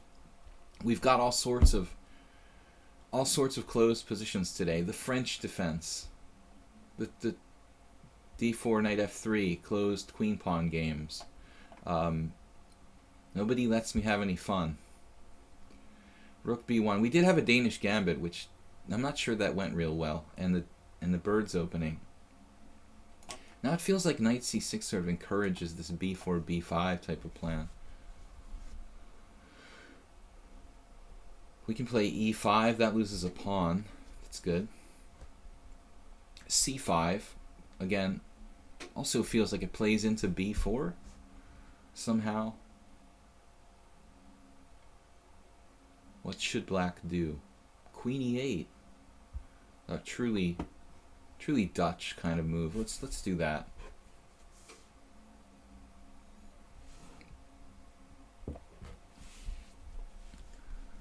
Let's be truly Dutch. I'm not sure this is right, but I want to support e5. It's a classic concept in the Dutch.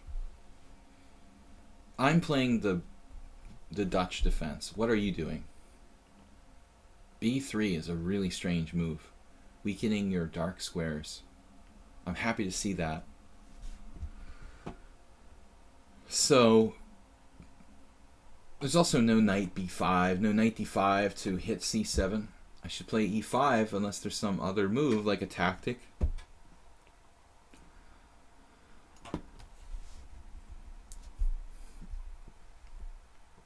Oh, I see. He's got a trick.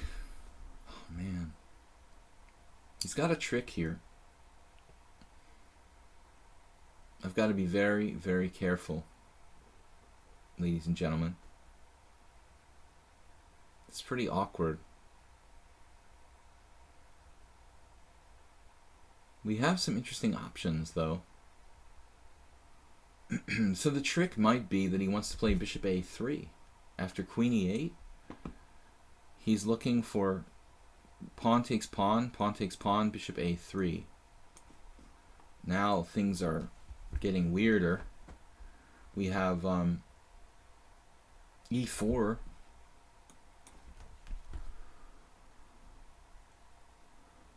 Looks a little overextending to play that.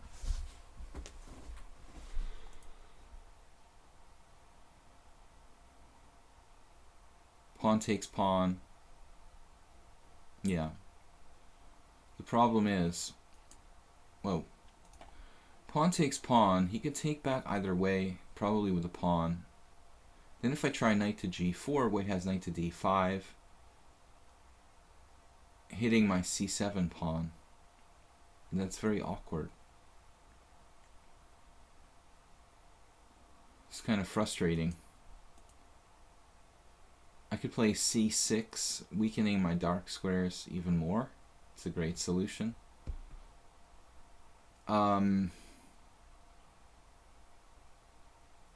Very difficult to find a good move here. Knight c6, knight b5 looks kind of strange. I could defend like by going back to d8, and his knight is just in limbo. So I guess knight c6 is a reasonable move.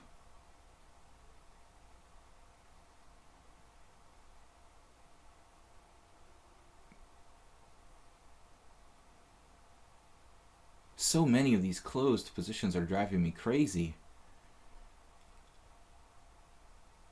It's very difficult to play a quick game in a closed position perfectly. Knight c6, I was trying to kind of avoid that, but I can't avoid everything. e4 doesn't look right. He can take. I take back with a knight. He takes. I take back with the queen. Then he has trapping my queen or something with knight e5. Maybe not. Take everything, takes with the queen. The knight g5 actually allows me to trade queens with queen d4 check. Kind of strange. e4 is interesting. Still feels like I'm overextending myself. I don't know. I don't know what to do here. It looks like white has a lot of holes in the position, but I don't see what black can do to exploit it. Again, I burned all my time and came up with nothing. Nothing special. Gotta watch the c7 pawn with my queen on e8 here. So, you know, there are possibilities of like knight b5. But if he does that, I have to defend, you know, with, oh, actually queen e7 is fine. So I'm not sure. He could play knight b5, queen e7, c4, kind of turning it into a weird sort of English opening. But I'm not sure, you know, that's what white wants to do. But we're playing just endless closed positions today. Did I vote?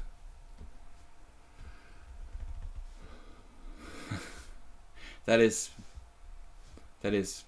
private. I don't want to go on the record.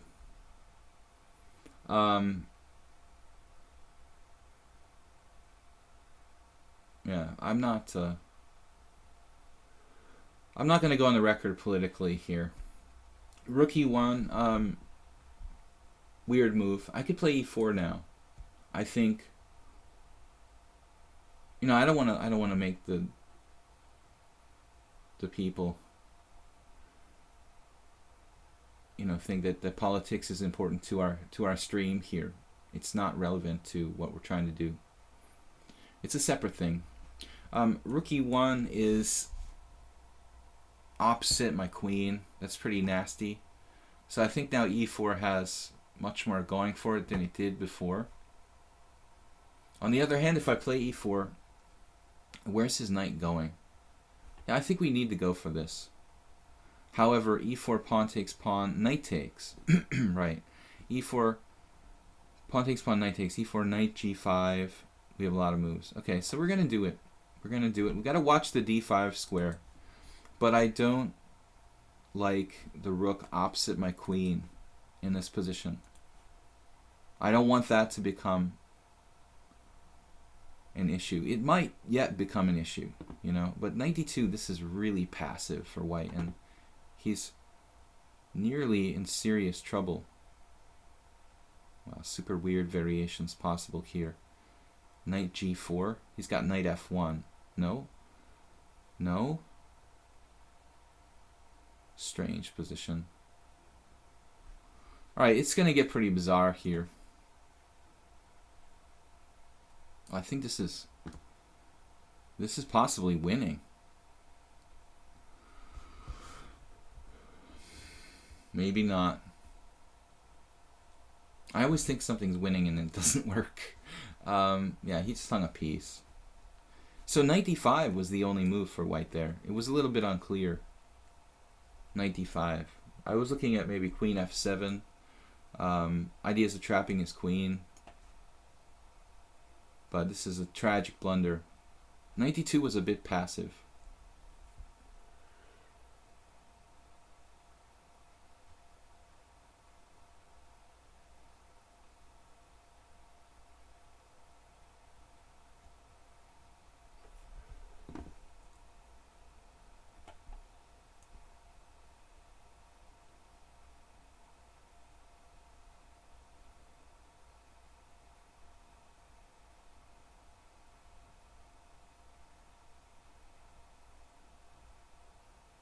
Bishop takes d2.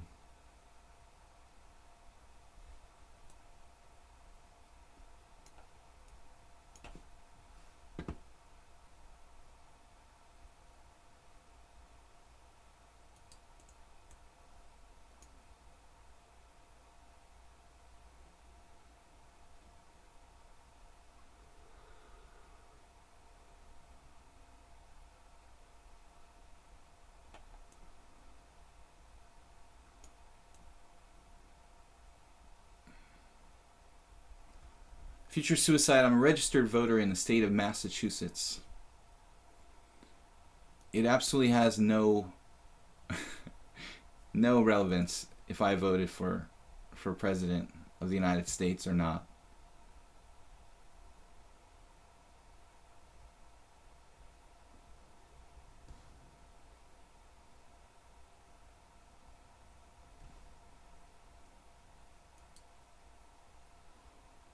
Of our wonderful electoral system. I'm about to lose on time. Let's not do that.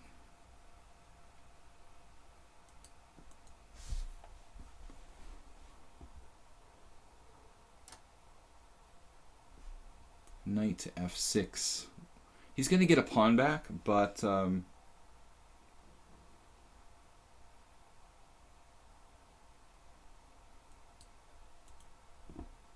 this is just a piece down for white. Just that I have 9 seconds with a 3-second increment, so I need to move quickly. Probably should play rook e8 there. Hold on to that pawn. I was a little worried about my c7 pawn. It doesn't ultimately matter. Got a clear pawn piece up for nothing. Very good Stonewall Dutch.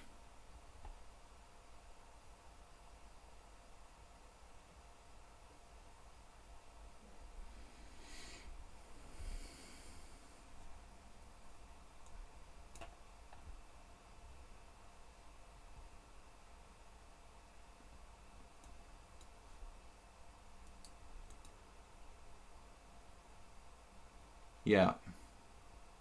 Well, if voting was compulsory, I think we'd probably have a different president of the United States right now. But it's not. That's very true.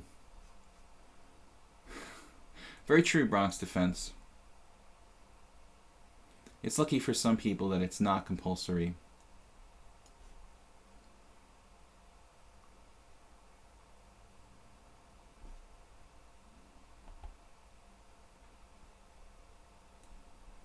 Here we are, clear piece up.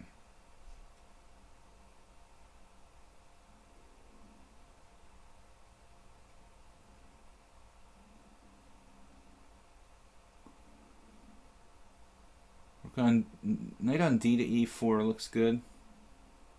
It's going to stay in the center. Maybe bring the bishop back here. I've got to get rid of this knight on E5.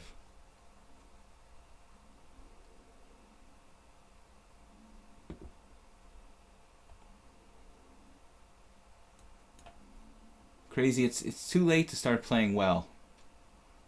You're down a piece. I admit it's hard to break through. That's the problem with these closed positions. The other problem with the... Oops, now it's a game.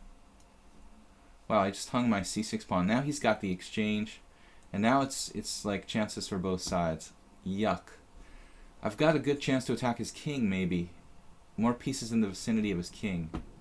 But that was a serious oversight. I said it was too late, but it's never too late.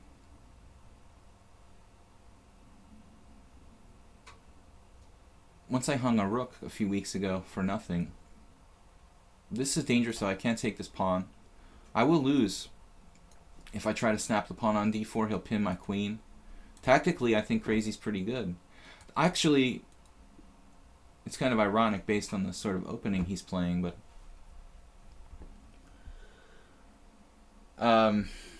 Alright, guys. We've got time for like 3 more games, right? Constant Change, FIDE Master Strength, and Anas.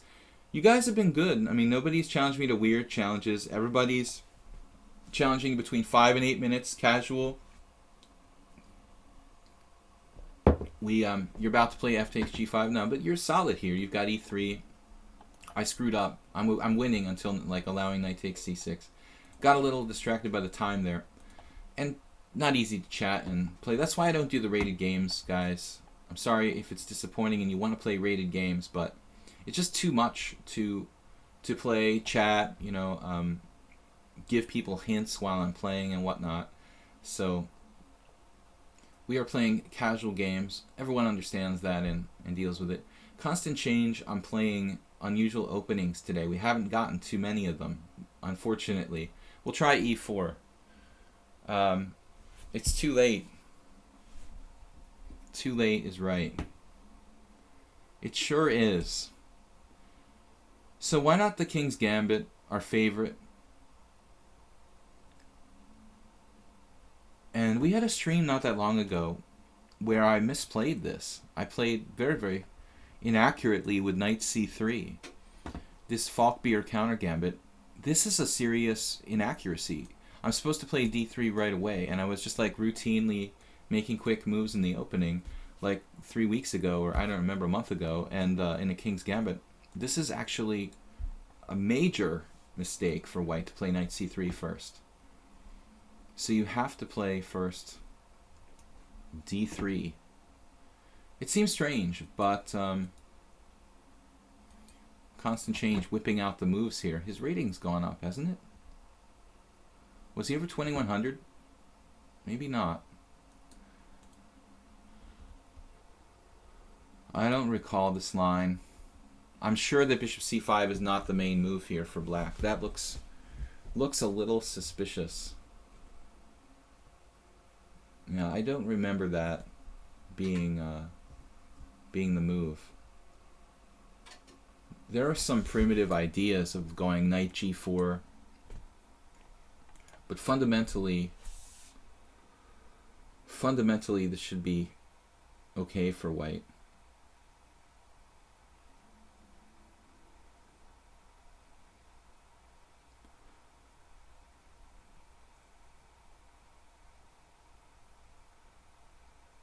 It would be nice to actually counter that bishop on c5.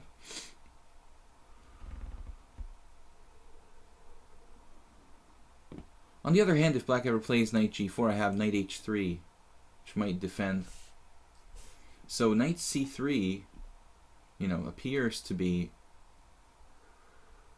the right move in this position, defending the pawn on e4. The problem with knight c3 earlier is that it allows bishop b4, for one thing. I'm out of book here. Constant Change plays pretty fast, usually in the opening. What would have been bad for black and going king takes e4. You mean knight takes e4?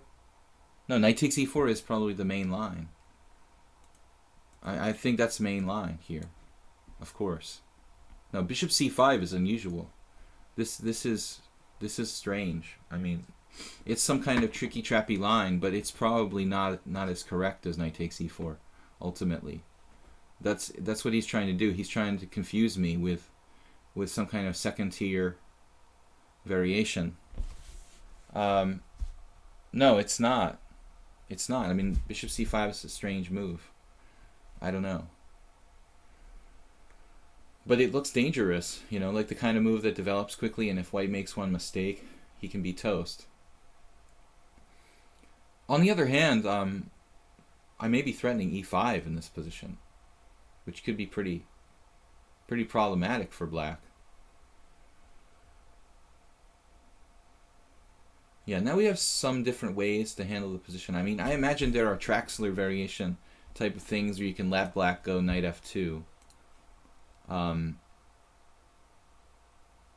There are variations where, you know, different kind of double king pawn openings, bishop f2 check and king e2, maybe not a big deal.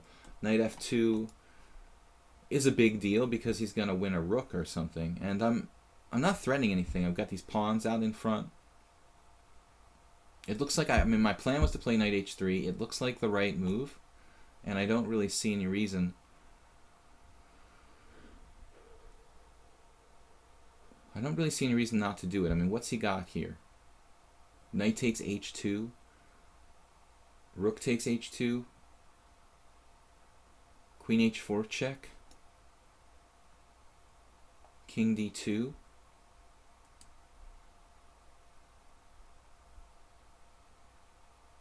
Queen g3.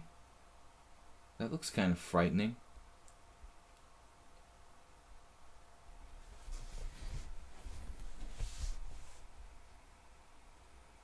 Knight h3 was the plan. I mean, knight takes h2, seriously?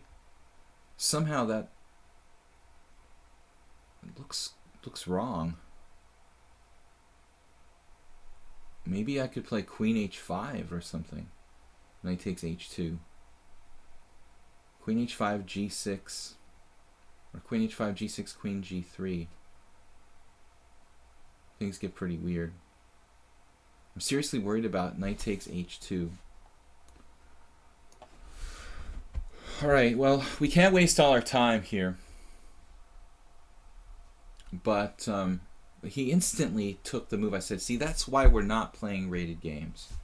Because people will just steal my move and like use no time. He just instantly played knight takes h2.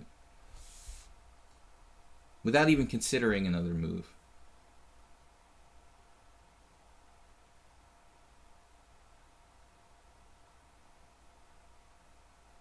Maybe it's just clearly the best move.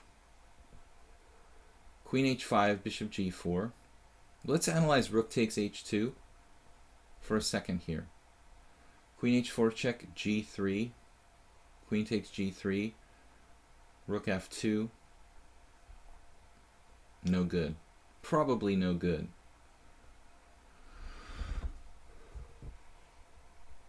Queen h4 check. King e2. We could sack a queen, but that's too much.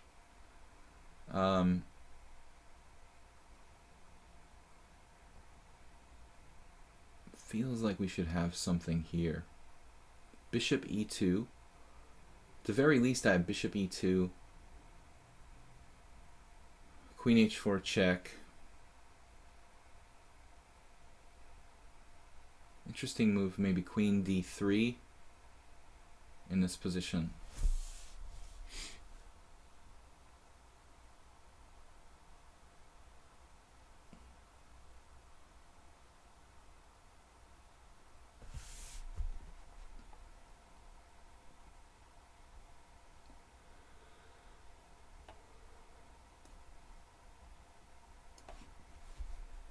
I have to find a kind of sensible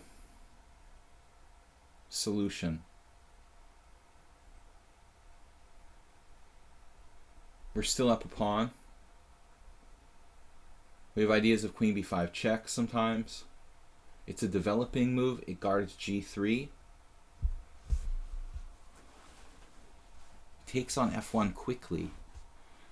Well, we have lots of moves. I mean, rook takes f1 or king takes f1. You could even play queen takes f1. Black remains down a pawn here. After queen h4 check, I'd have to play knight h2 or f2, but that seems okay.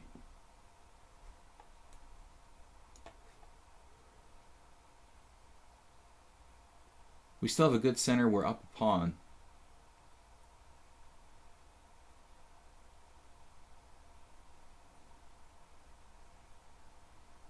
We have slightly more development.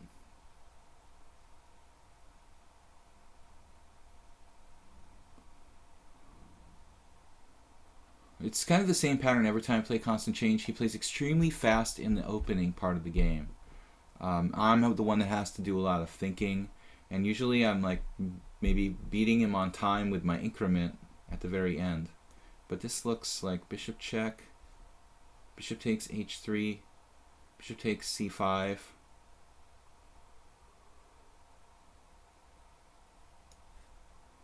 Killing his most active piece. And developing. And remaining up a pawn. You can't really argue with that. I like white in this position. The center will speak volumes if we can get the king to safety. Was queen g3 playable? 8 queen g3. My queen was on d1.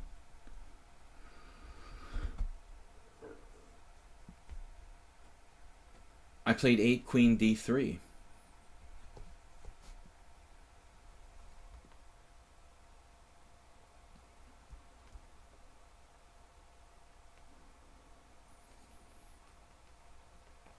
The interesting variation, b6, bishop takes c5, bishop a6, queen g3, bishop takes f1, bishop takes f8, and I still remain up a pawn.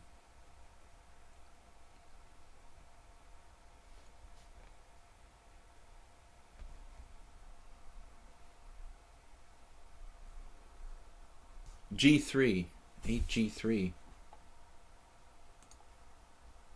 Yeah. It loses a piece, right? No. g3, yeah, but it's not good. You're not constructing any kind of like improvement in your development. It's not a positive move. You're weakening the h3 square a little bit. I don't like it. You've got to develop the pieces here. No, queen d3 is the move of the day. I also played it every time I play f4. I play queen d3 and try to castle queenside. It's also sometimes done in the anti-Dutch. Quick d4, queen d3. You can actually do it on move 2 against the Dutch. I've seen people do that. Also, d4 and queen d3 and the... What is it called when white sacks a pawn with g4? That's a good idea. If I face the Dutch again, if anybody plays the Dutch against me on a weird Wednesday, I'm going to play g4. No, g3 is too weakening. Eric Fellers, why are you going to cry? Thanks everybody for joining me here.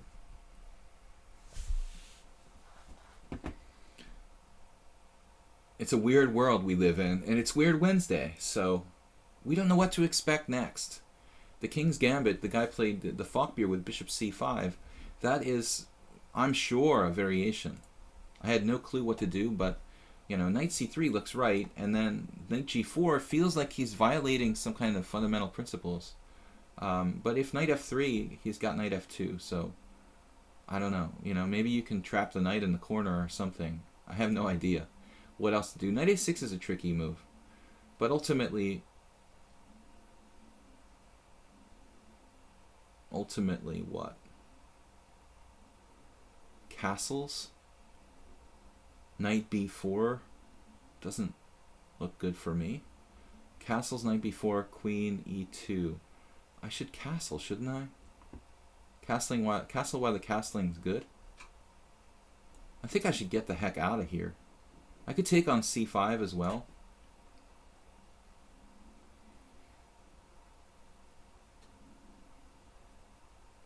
I think actually I should play queen d2, not queen e2, in the event of knight b4.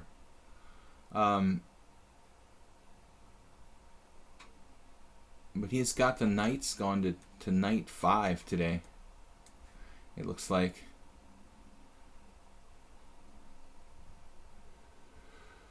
Well, we're up a pawn with a good center. I'd even be willing to give the pawn back if I have to. You know, you might see me giving the pawn back. Does he want to part with his bishop for a knight on h3? Not really, right? You wouldn't really want to do that. Queen there. Well, that's kind of a weird move. What's that about? Feels a little bit random. Bishop takes c5 now. Is okay, I think. I'm developed. Got a great control of the center. The question is where to go. Lots of choices, really. Lots of choices. This is a tremendous position for white with this massive center.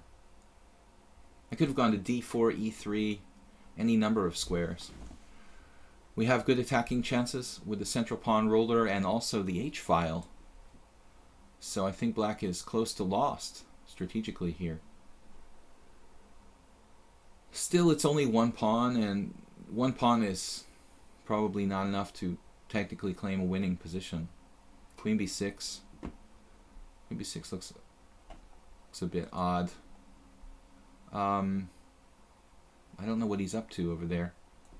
Let's get the knight in the game. I don't like the knight on h3. I want to clear the h-file for a devastating attack. Doesn't look like black has any real counterplay at all here. I can also play f5. Especially in this position, f5 starts to look really appealing. F5 would just squash him like a bug in a rug. Alright, well, h6, nothing fancy. I don't really want to sack a piece, so I guess we have to go home, which is alright. He's weakened his king side a bit with h6. Now queen b4, threatening my e4 pawn.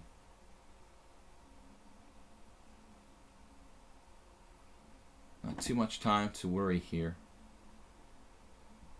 a3, queen c4. Alright.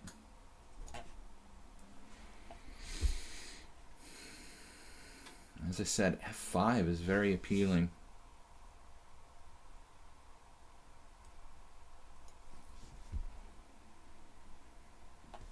We are low on time. Can't really make up my mind. I don't want to play e5 and give him like a good square for his bishop on f5 unless I have to. Now f5.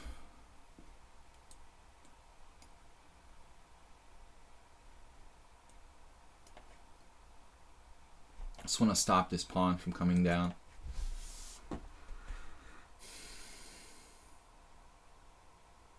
I think that's in fact kind of dangerous.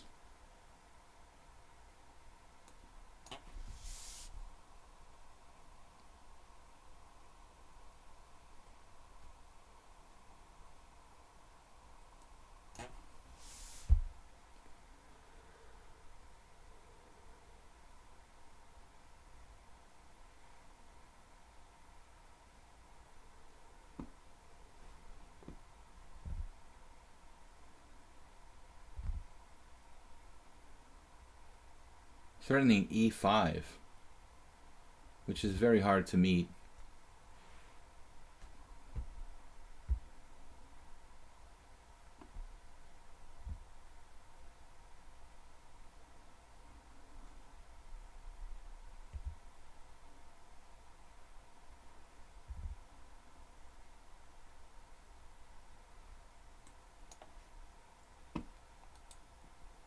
That actually gives my pieces a lot better coordination now. queen and rook are protected. I almost did a pre-move. What pre-move did I just pre-move? F6.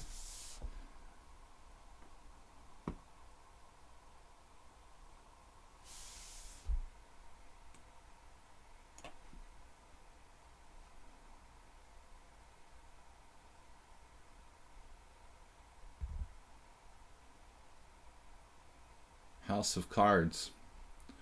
Alright, so he never really solved his problems in terms of fighting for control of the center. Black didn't really cut it. FIDE Master Strength challenged me to a blitz speed game. And then Anas from Saudi Arabia. Let's check his ratings. Does he have enough games? 18 games, 12 games. It's a little bit... you're a little bit too short of games on us, so I'll probably have to decline that challenge. I really ask everybody has like 50 games in a rating category to play. So FIDE Master Strength played F4, E4. What else can we play for unusual openings here? I'm not sure if I played A3 against him last time. Hello. I'll just open with E4. This is the easiest way to get...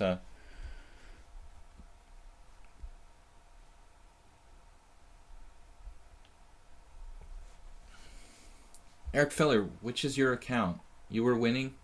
Which game? A game against me, or are you talking about another game? FIDE Master Strength, I want to play something...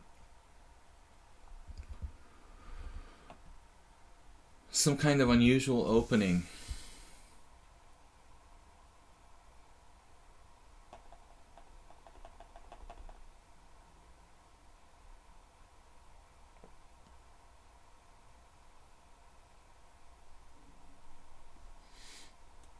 Let's try this, 92. We see this from time to time. Is it called the Alapin variation, or is that against E4, E5? 92. It's really just a kind of form of closed Sicilian. White can also still play, it's like a chameleon kind of thing, where you can play D4. Okay, I have to play faster, because we're definitely on the clock.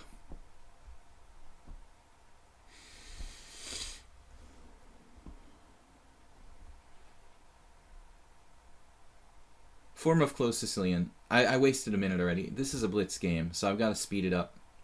Alright. So FIDE Master Strength is a strong Master Strength player. We've been lucky against him so far. Wing Gambit, yeah, I've played Wing Gambit before. At least in one game. It doesn't work really well for me.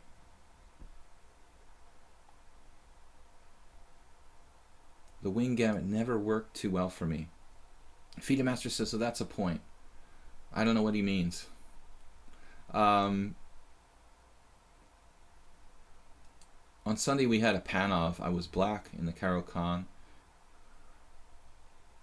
I played different stuff with him. I don't know him that well as a player. He is fairly strong. This 92 though, I thought that he should try Sokolski, Polish. I thought he should try like knight c6 and then d5 here. After g3, d5, bishop g2, pawn takes pawn, bishop takes pawn, knight f6, bishop g2, black is equal. I think that's kind of one of the lines most commonly played.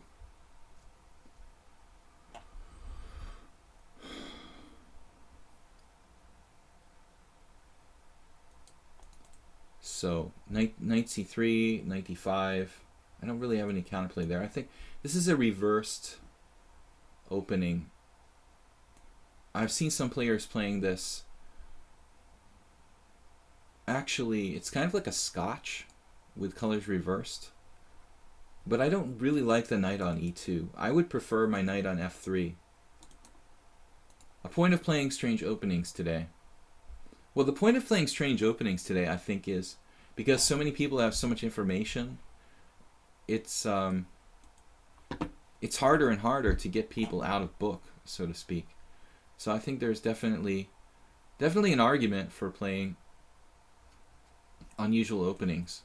So this could be like a reverse Scotch, or a strange kind of King's Indian where I played passively with knight e2. Never a favorite of mine, this type of position. f4. This is a typical idea. I don't really like weakening my king side a whole lot, but structurally that's one of the ideas. With the knight on e2, my pieces can be very passively placed, so I'm going to go for it here. I'm not in love with it. It weakens my king a lot, and I feel like I'm playing the the bird's opening again. Well, he played castles, and now we play f5, and it looks like that gives me some real attacking chances. Maybe it's a fantasy. I can play knight takes c3 and knight e4, or I can play b takes c, but then he has like blockading type stuff with bishop g5. Where's my knight going? I think in this position it's best to play knight takes and knight e4, keeping him away from playing bishop g5. There are certain lines of the King's Indian that are similar to this. I don't want him trading the dark squared bishops. I have a structural disadvantage, basically, because he has a strong pawn in the center and I don't. He has a half open kind of pressure on this file here.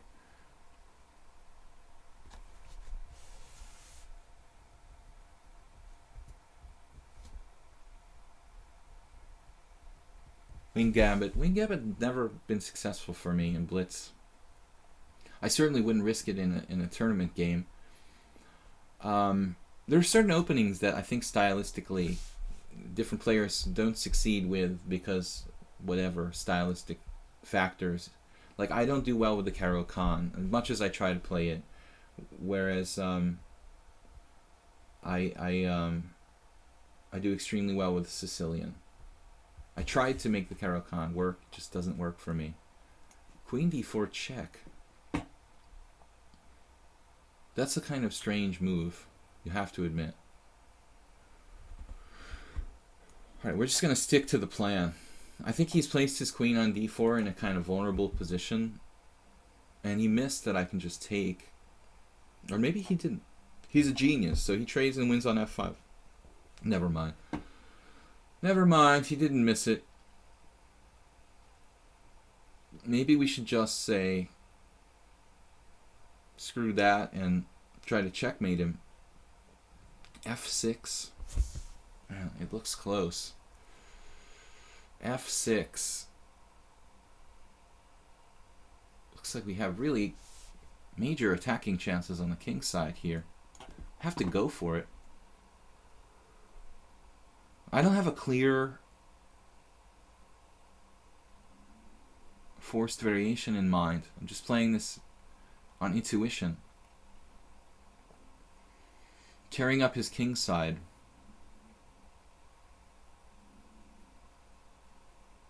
Breaking the king's defense. Now what for my next trick? Maybe queen h5? Should we take? Rook takes? Everything's possible. Rook takes.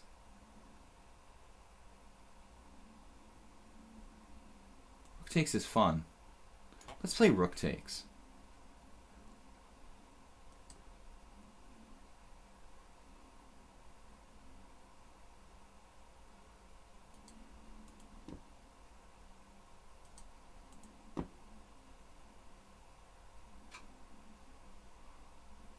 Am I satisfied with the Sunday Simul? The Sunday Simul was a kind of disappointment.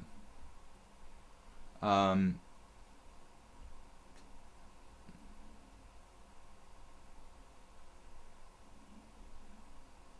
guess I should take back here. Too dangerous. Too dangerous not to. Sunday Simul, I don't know. I didn't feel like I played really well. I don't know why, per se. Knight takes check. Wow. Can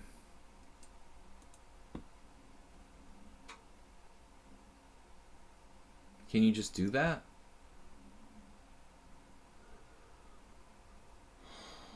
Queen h5. I wanted to play queen h5 and make it work, but I don't see how to do it. Queen h5? Bishop h6 check. I guess I just have to play knight h5 check and hang out. Doesn't look like enough, does it? Knight takes d7 is nothing. Queen h5, king takes f6. And I'm running out of threats. Bishop check. He walks away. I guess I have to play this. So this whole thing was a little bit risky.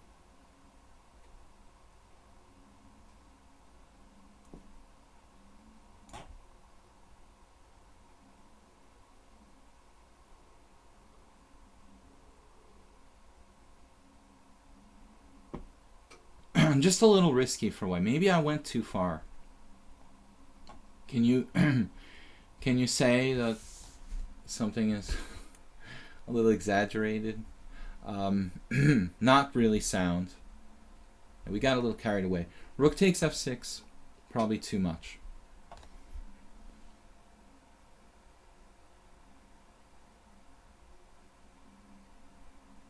Caro Khan, Lars Shandorf. Losing my voice. I don't understand what my problem is with the Caro Khan exactly. I think I was just trying to play these variations with knight d7, and it was a bad idea. Knight d7 is just too hard for black to play. FIDE Master Strength, I don't think that I have enough compensation here. I'm basically... Well, actually, I'm only down. I'm not down that much, turns out. So, ooh, I think I missed a tactic there. He has f5 now. Okay. Well, my knight's getting trapped. Holy crap. My knight is getting trapped. Wow. That's a tragedy. Oh, man.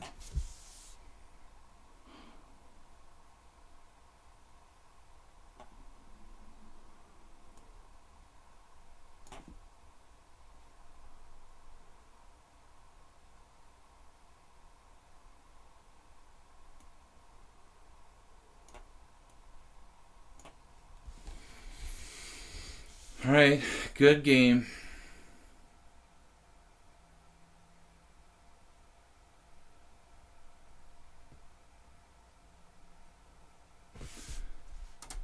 Bishop f6 here. I'm down in exchange. Yeah, maybe last move after knight f4, rook e8. There's nothing for me here. Okay, good game. I don't know. I think I missed something. Anyway, Anas doesn't have enough rated games. Does he? He's got just 18 games. I'd really rather play somebody with an established rating of more games. So I'm going to play Havgar. Nothing personal, Anas, but I've got to play people who have established ratings. We've run into problems playing opponents who don't have very many games. Come back tomorrow when you've got more rated games. Play 20 games or so. Come back tomorrow with an established rating of more than 18 games. Havgar.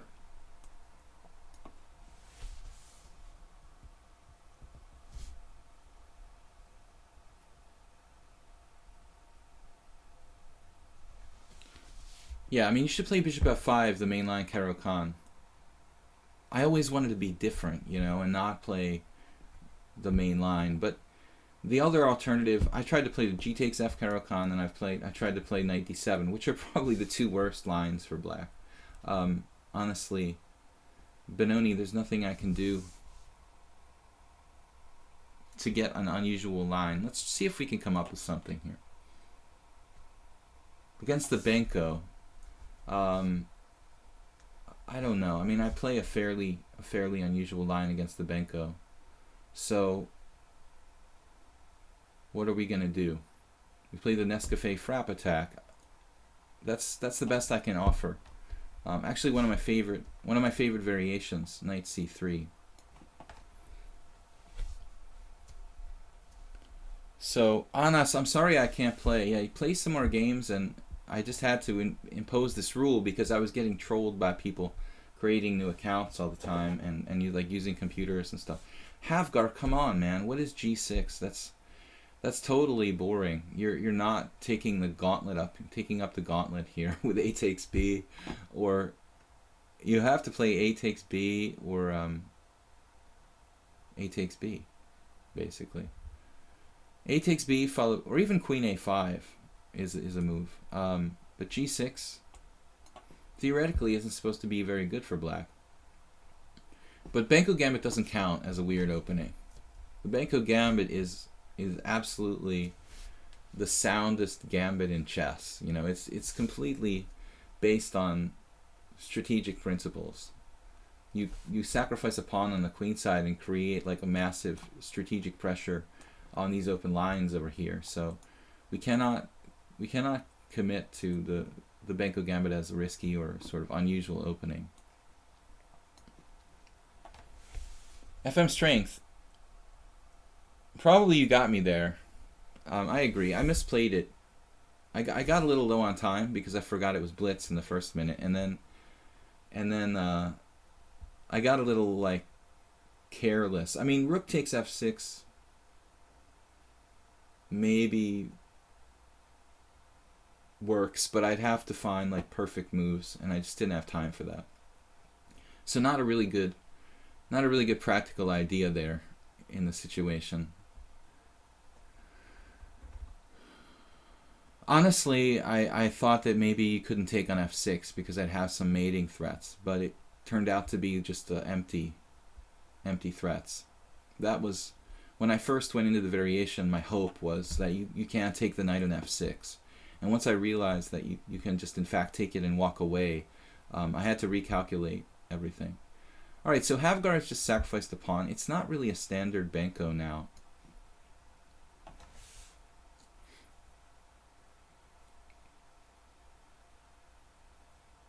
I played a4. You can also play other ways, maybe take on a6, but I don't like helping black's development. This will probably be the last game for today. We have a challenge from Jay McCormick, but unfortunately our time is up. FM Strength said maybe next time we should play with more time. Yeah, I don't care. I just I kind of get in a pace. I've obviously been getting in time pressure even in the 7 and 8 minute games. Really enjoying like taking my time, and then not to make excuses because it's totally fine to play 5 minute, but I have to like make the adjustment myself. Okay, here now rook a3. I want to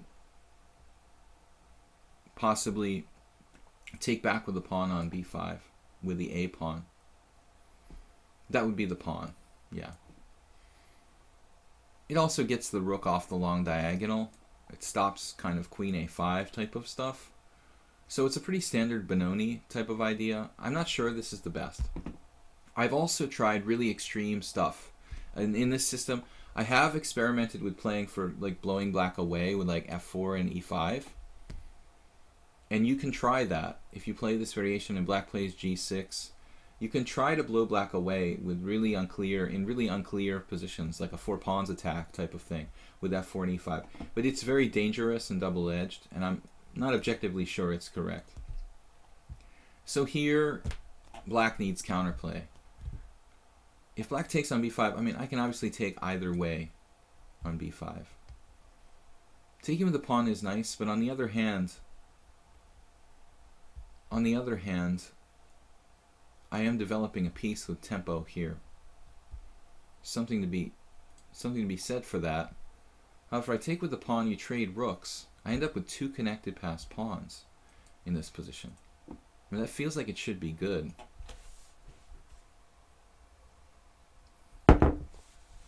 Two connected passed pawns on the queen side. Although it's a little tricky Yeah, this is the problem. Oh, he's threatening. I'm not going to be able to keep both these pawns. He's threatening knight takes e4, obviously. So we have to make a concession and give that pawn up. Oh well. Well, it's one pawn. One pawn.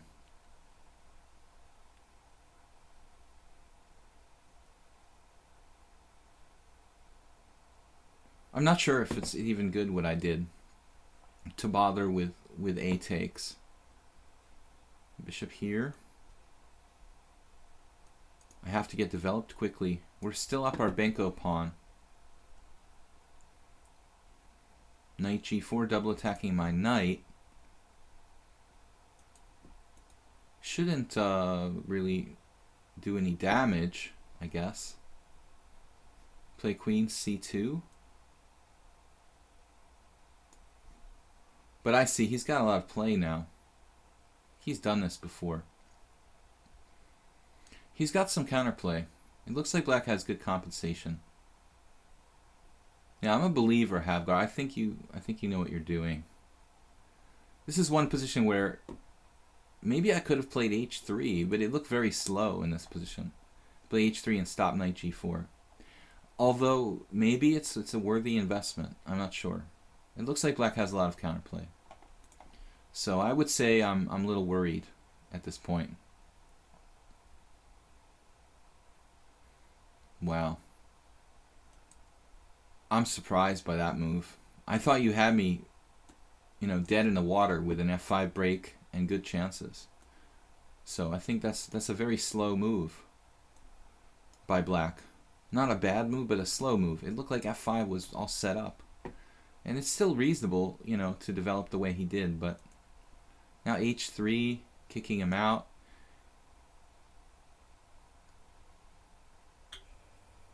He still has compensation. As I said, the Benko is a very sound gambit.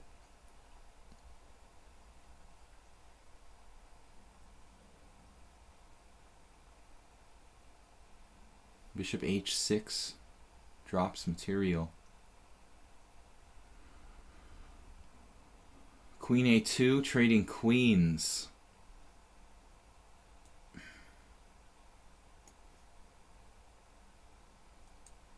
Trying to trade queens, it's not forced.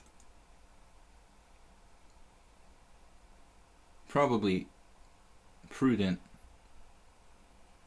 course for white. Maybe not though. Maybe this is maybe this is a serious mistake. We shall see. Yep. Bishop c3.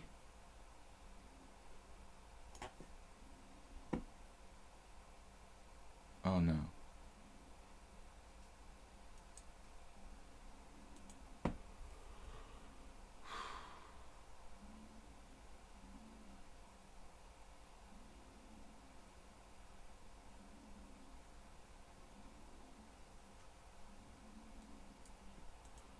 Miscalculated.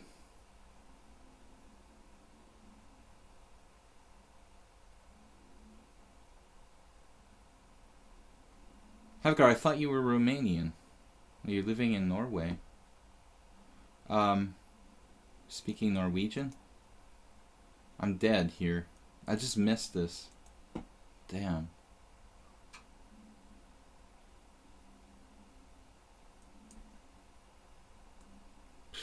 Just totally lost.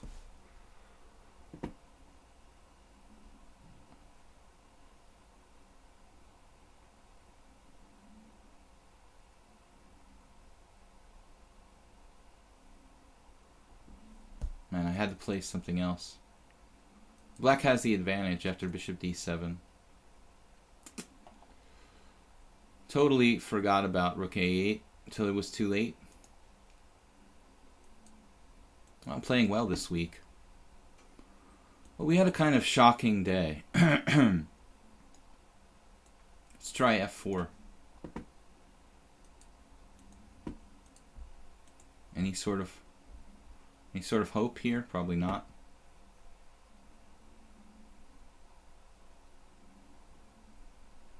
What do we do? just scoops up everything. Yeah, it's pretty nice game, man. I'm surprised you're not higher rated than you are. You're only 1900. You played tough against me yesterday too.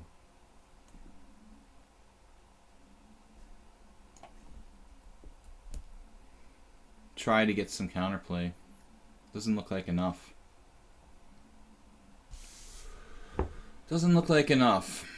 I was pretty concerned about the game yesterday. I was totally lost against Havgar yesterday too. So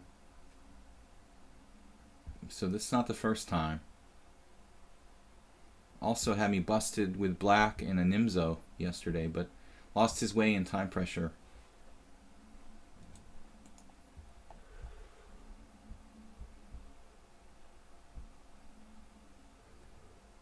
So there's some tricks in the position with the dark squared bishop. His pieces are a little discoordinated. It really should be winning for black.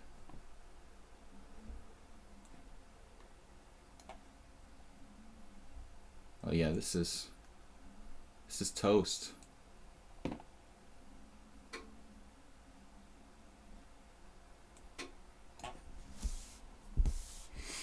I am toast here.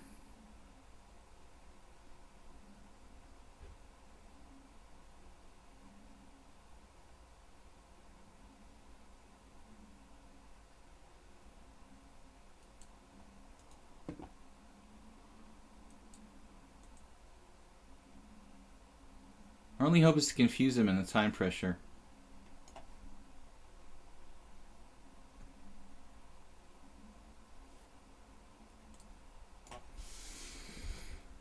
Yeah, this isn't enough.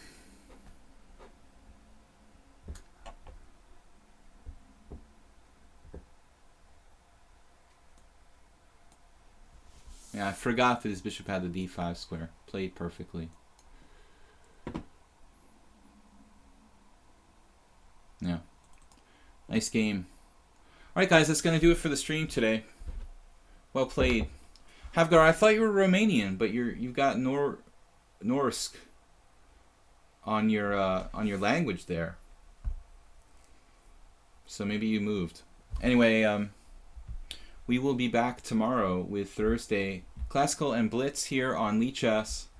Rough day today. Wasn't really a happy day. So we'll be back tomorrow. Hopefully the future is very bright. World throughout the world. So tomorrow's is looking like a beautiful day. We will see you guys then. And thanks for joining me. Don't forget to check out my videos on YouTube, Video Chess Training on YouTube. And if you can support the stream via PayPal, I much appreciate it. I'd like to thank my moderator, Jeroen. And the game is my game is a little off this week, so apologies for that. I think I need to concentrate a little bit harder. So we will see you guys tomorrow and Friday, 10 a.m. CET, and Sunday I do a simul, and that's at 6:30 p.m. on Sundays here on lichess. The simul is for 25 players, 40-40 time control. So be prepared to play like 2 hours or more if you have a long game.